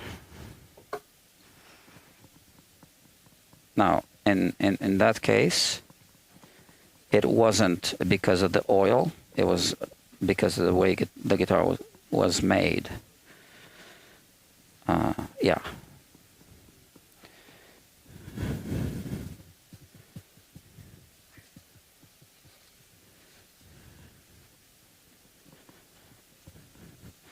The idea here is that oil and water don't mix. So I think it's actually good to do it when the wood is kind of dry. It'll block, well, get absorbed by the dry wood, and then it'll slow down the moisture exchange between the fingerboard and the dry or the moist air around it, right? So you will have a more stable fingerboard, and also it'll somewhat repel sweat from doing its thing that isn't good for the fingerboard. That's my theory. I might be wrong. So I have this terry cloth. Where do I put it? I finish it off with a terry cloth. I put it outside there.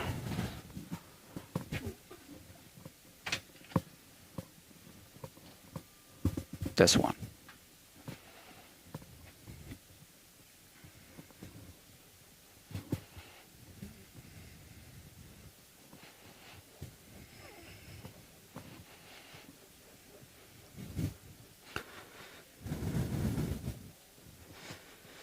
Okay, that's that. We can remove this tape from the nut.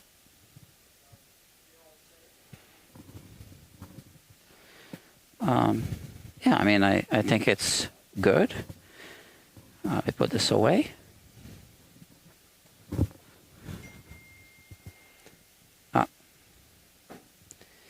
I am getting some text messages. Hold on. Let me check something. Yeah, I'm almost done, right? Put the strings back on. I actually need to do something first.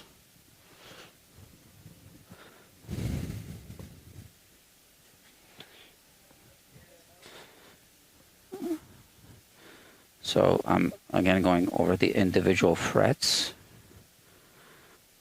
This is a microfiber cloth from Music Nomad. I do use a lot of their tools and supplies, and I can tell you which ones I like. And again, I can put links, right? Although I can't say that I like all of them.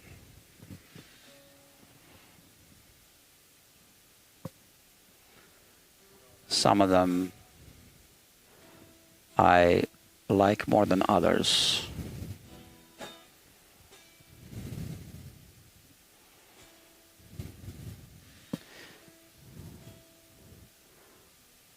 That doesn't mean that the other tools and supplies aren't good for other technicians, right?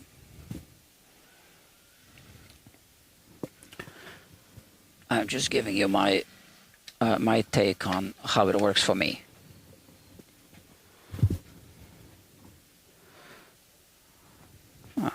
I lost that.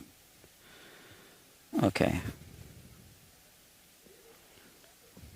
Hold on, I got to reply to a text message.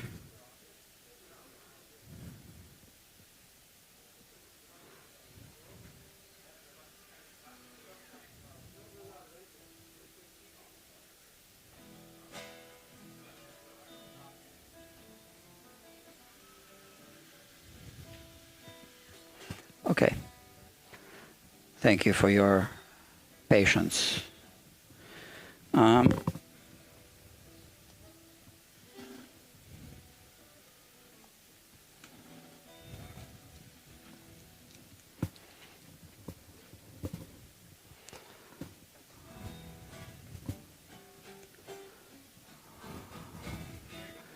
Okay, I'll clean up later.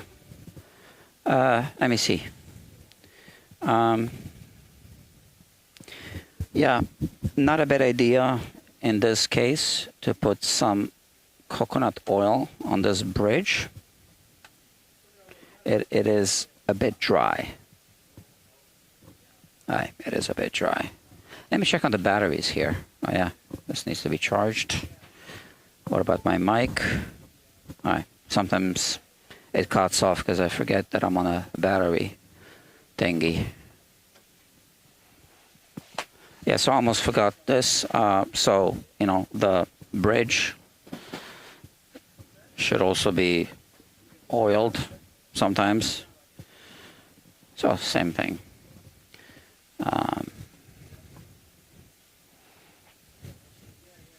Very light application.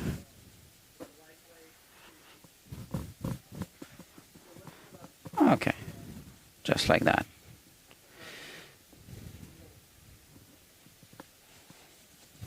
Looks good. So this is, you know, this is what it is. It's not going to come off.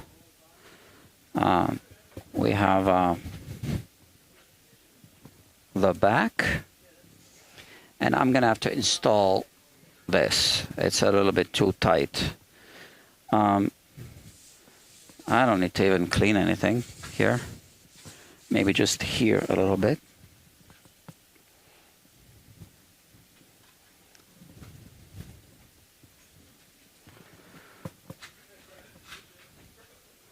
Again, there's this juice or whatever it is.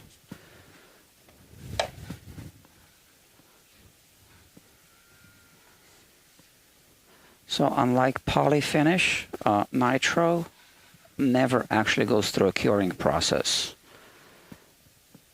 And it's actually always possible to activate it somehow or reactivate it.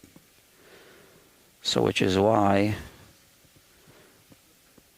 sugars and acids, or even sometimes certain protective foams that are on guitar stands, they can damage the nitro.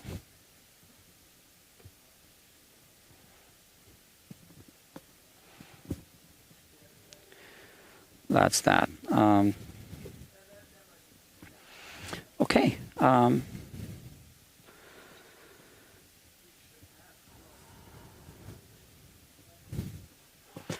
We are going to put the strings on. Where'd I put them? I had the pack of strings right here. The strings that are going to go on this guitar are the Dario XS. Where is the focus on this camera? XS. Coated strings, 80-20 bronze, which should be called, oh, like this, right? 80-20, should be called 80-20 brass, but it's called bronze. Technically, it's brass. Developed by John D'Angelico, also pronounced D'Angelico, and Dario during the 1930s or 40s, I don't know. This metal composition. It is my understanding that the big problem with these is that they start oxidizing right away, right? And then the sound changes,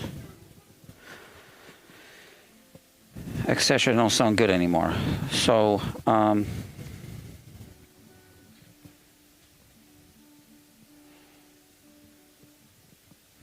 okay, I'm not going to cut the string slots. I didn't discuss it with the customer.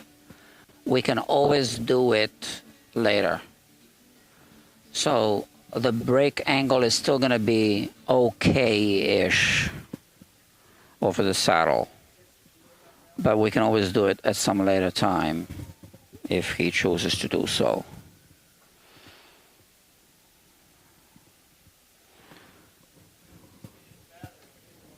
What was I saying? Right, so, but these are coated 80-20 strings, 80-20 alloy. And the coating protects them from this oxidation. The thick string, which one is the thick one? Yeah, this one, is sometimes hard to insert, so I just kind of do this. I used to do it with all the strings. I don't do it anymore, usually. But you know what? I'm going to use this neck rest for this.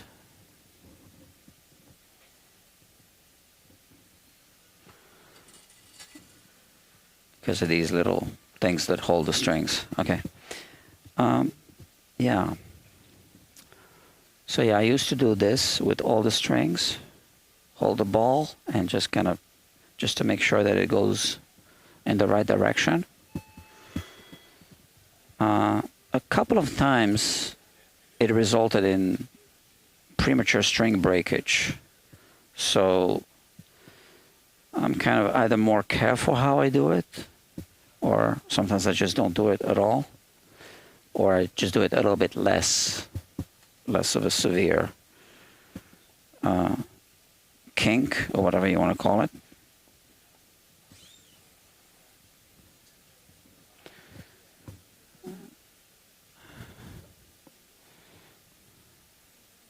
Just a little bit.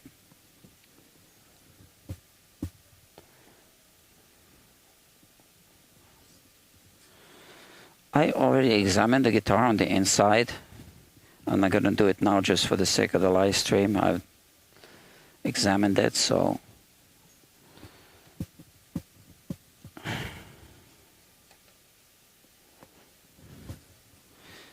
and one string fell down. Okay.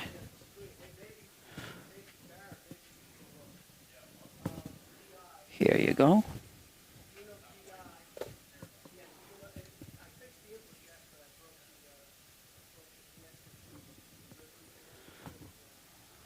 Just like that.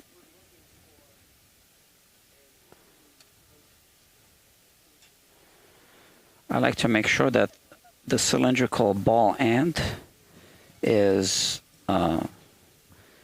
always, how should I say, in this direction, that it doesn't go like this or like that, always in this direction. So that's that.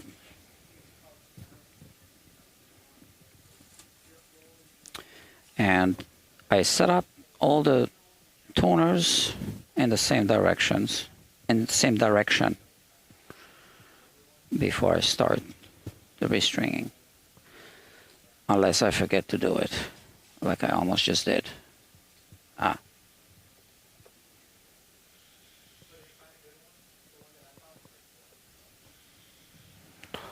Right?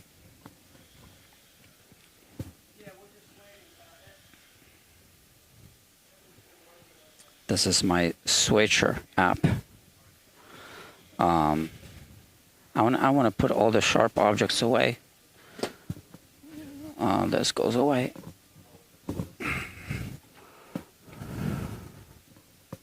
Okay, Paul.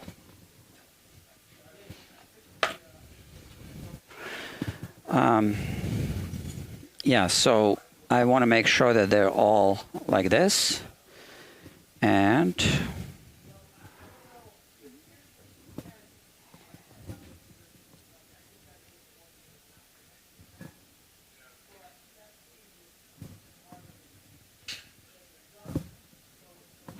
something's not right with this lens. Sometimes I can't focus manually. I have to go to autofocus and then go back to manual focus. I don't know.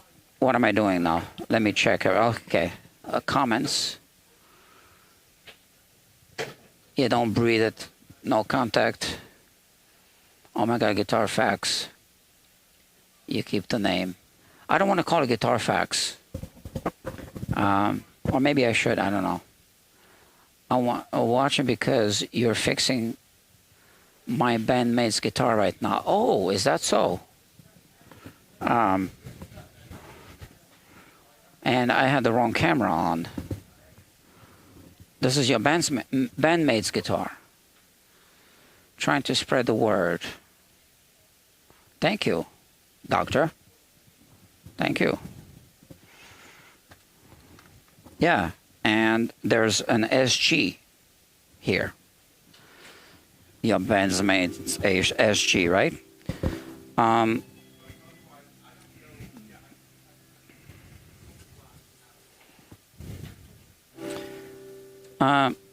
The way the strings go on isn't always the same. I don't always use the same method. Because I'll do a little touch-up on the nut, I will use the simple method. Less likely that there will be breakage. Okay? Less likely.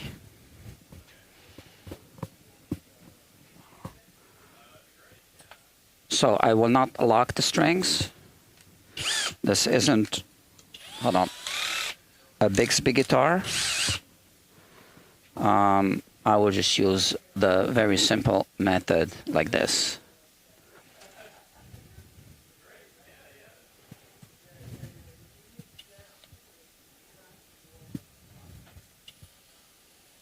Okay.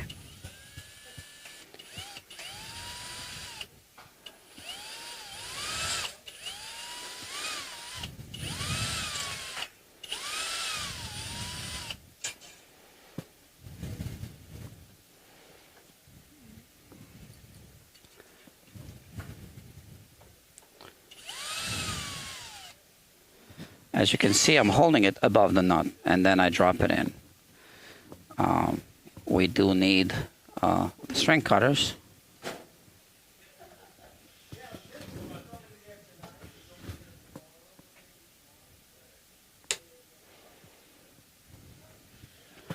And on an acoustic, what I usually do is I do one side, like the low E,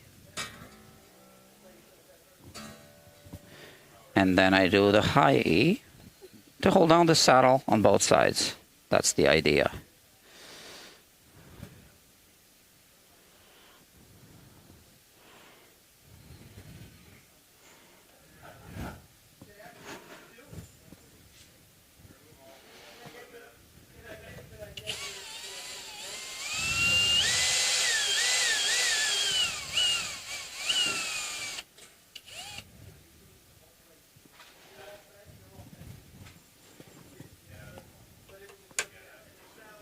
Okay. Make sure that the fingerboard isn't sweating.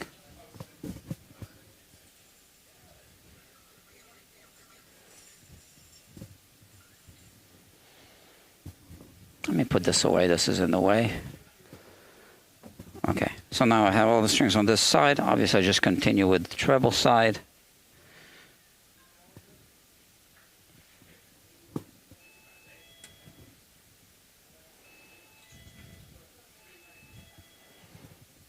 Some call it the Z method.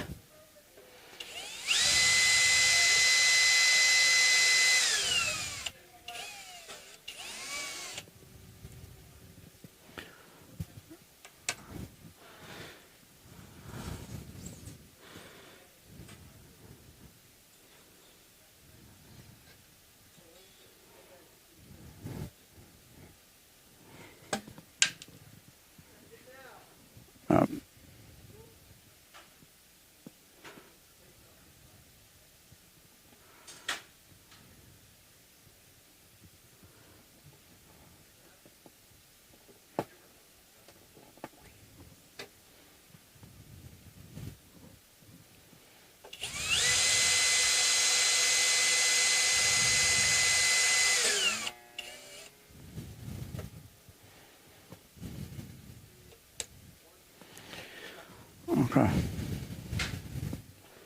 Just making sure these won't get pulled out.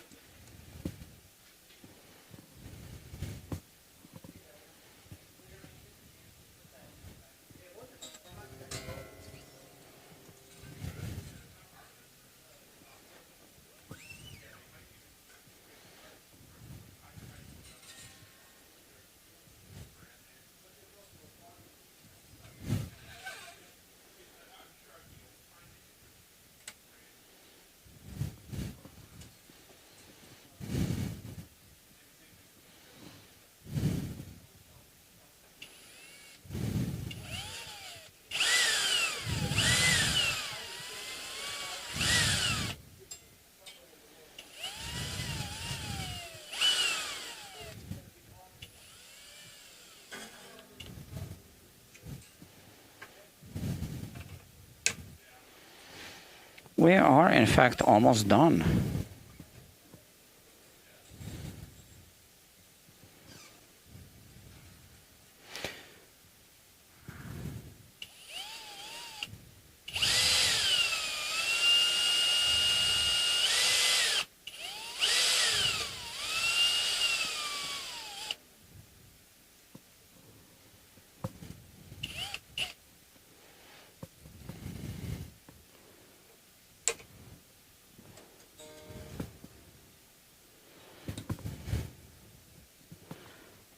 Okay.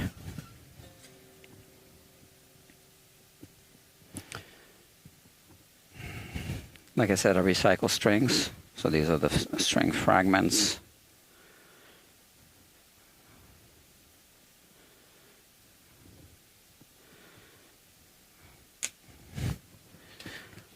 And yeah, we are almost done.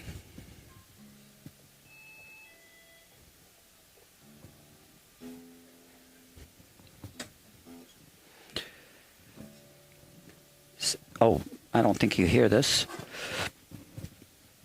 Gotta put this mic on here. Maybe now you can hear it.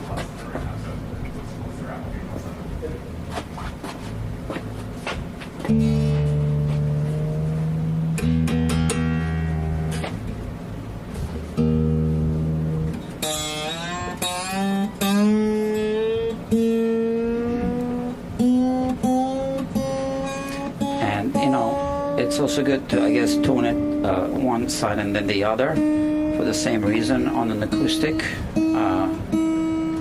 so that the saddle is securely held by the two strings, right? So now these two are at full tension.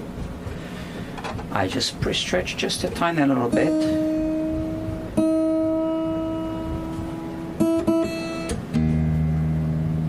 We don't want to pre-stretch the strings too much. I've seen the windings suffer. They get sometimes loose around the core.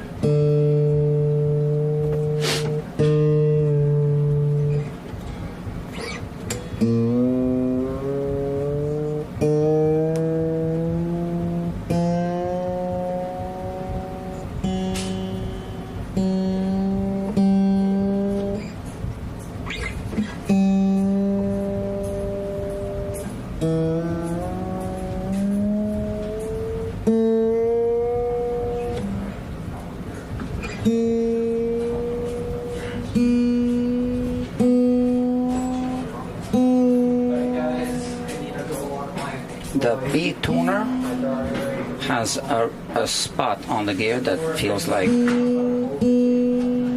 there's like a little hump.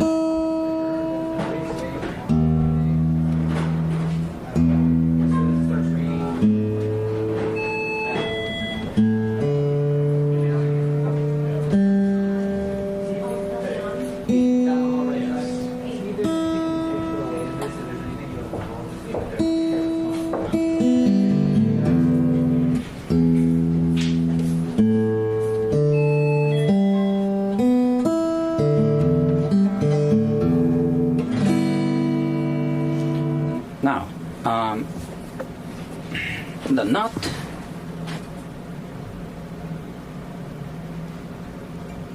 Visually, it looks good. Let me take some measurements.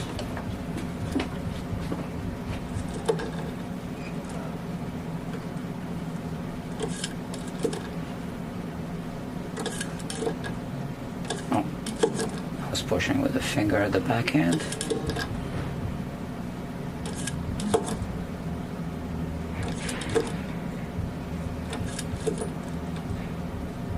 This is all within standard tolerance. Now the action.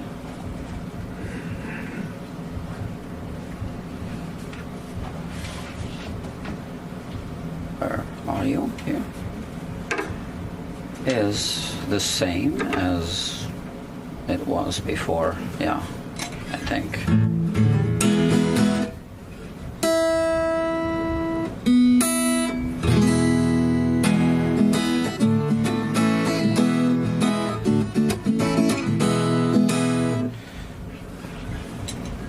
Is it?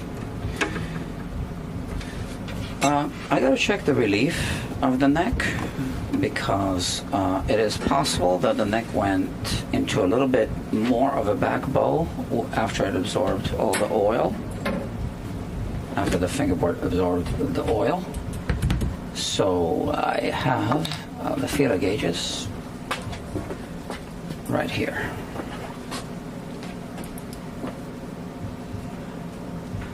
We left it at 6 1/1000ths of an inch.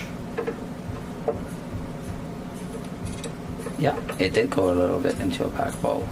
Not into a back bow, it just lost a little bit of relief. Not a big deal, just a little tweak on the truss rod. I think it's this one. Let's see. That's it.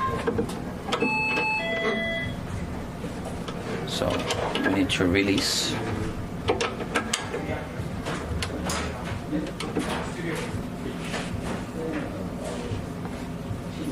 It's not uncommon that this would happen after oiling a fingerboard. Now it's 6 1/1000ths. Okay.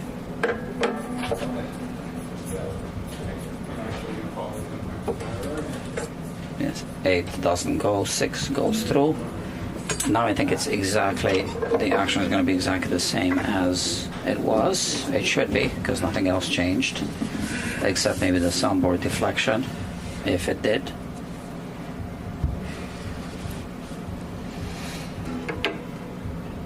This is dead on 100, and this is, it's either right on 80 or slightly below, which is, you know, exactly what the range where it needs to be. So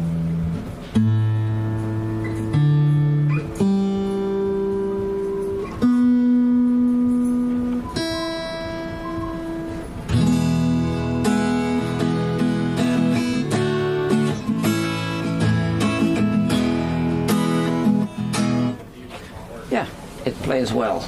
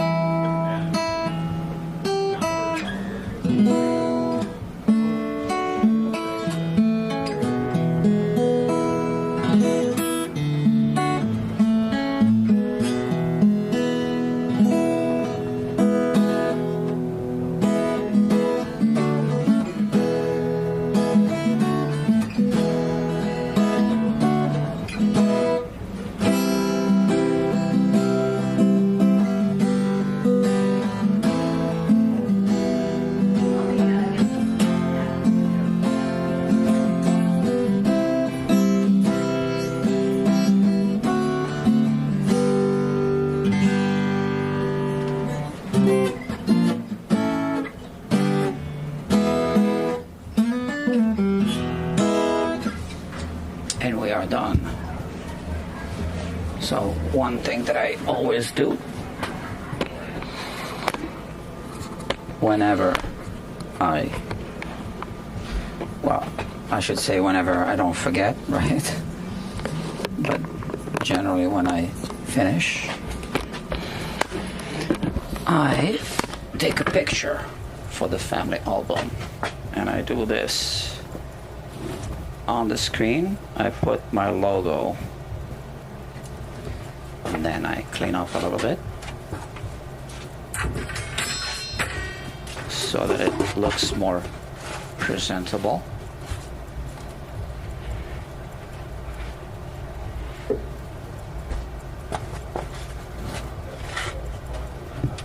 Sometimes I put one or two tools here.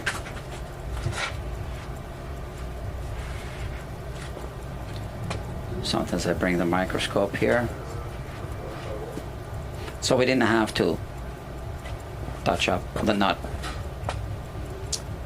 And then I take a picture and I send it to the customer.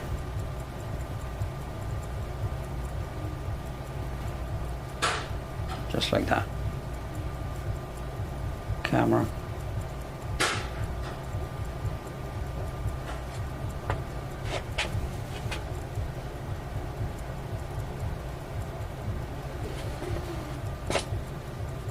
And this is the picture.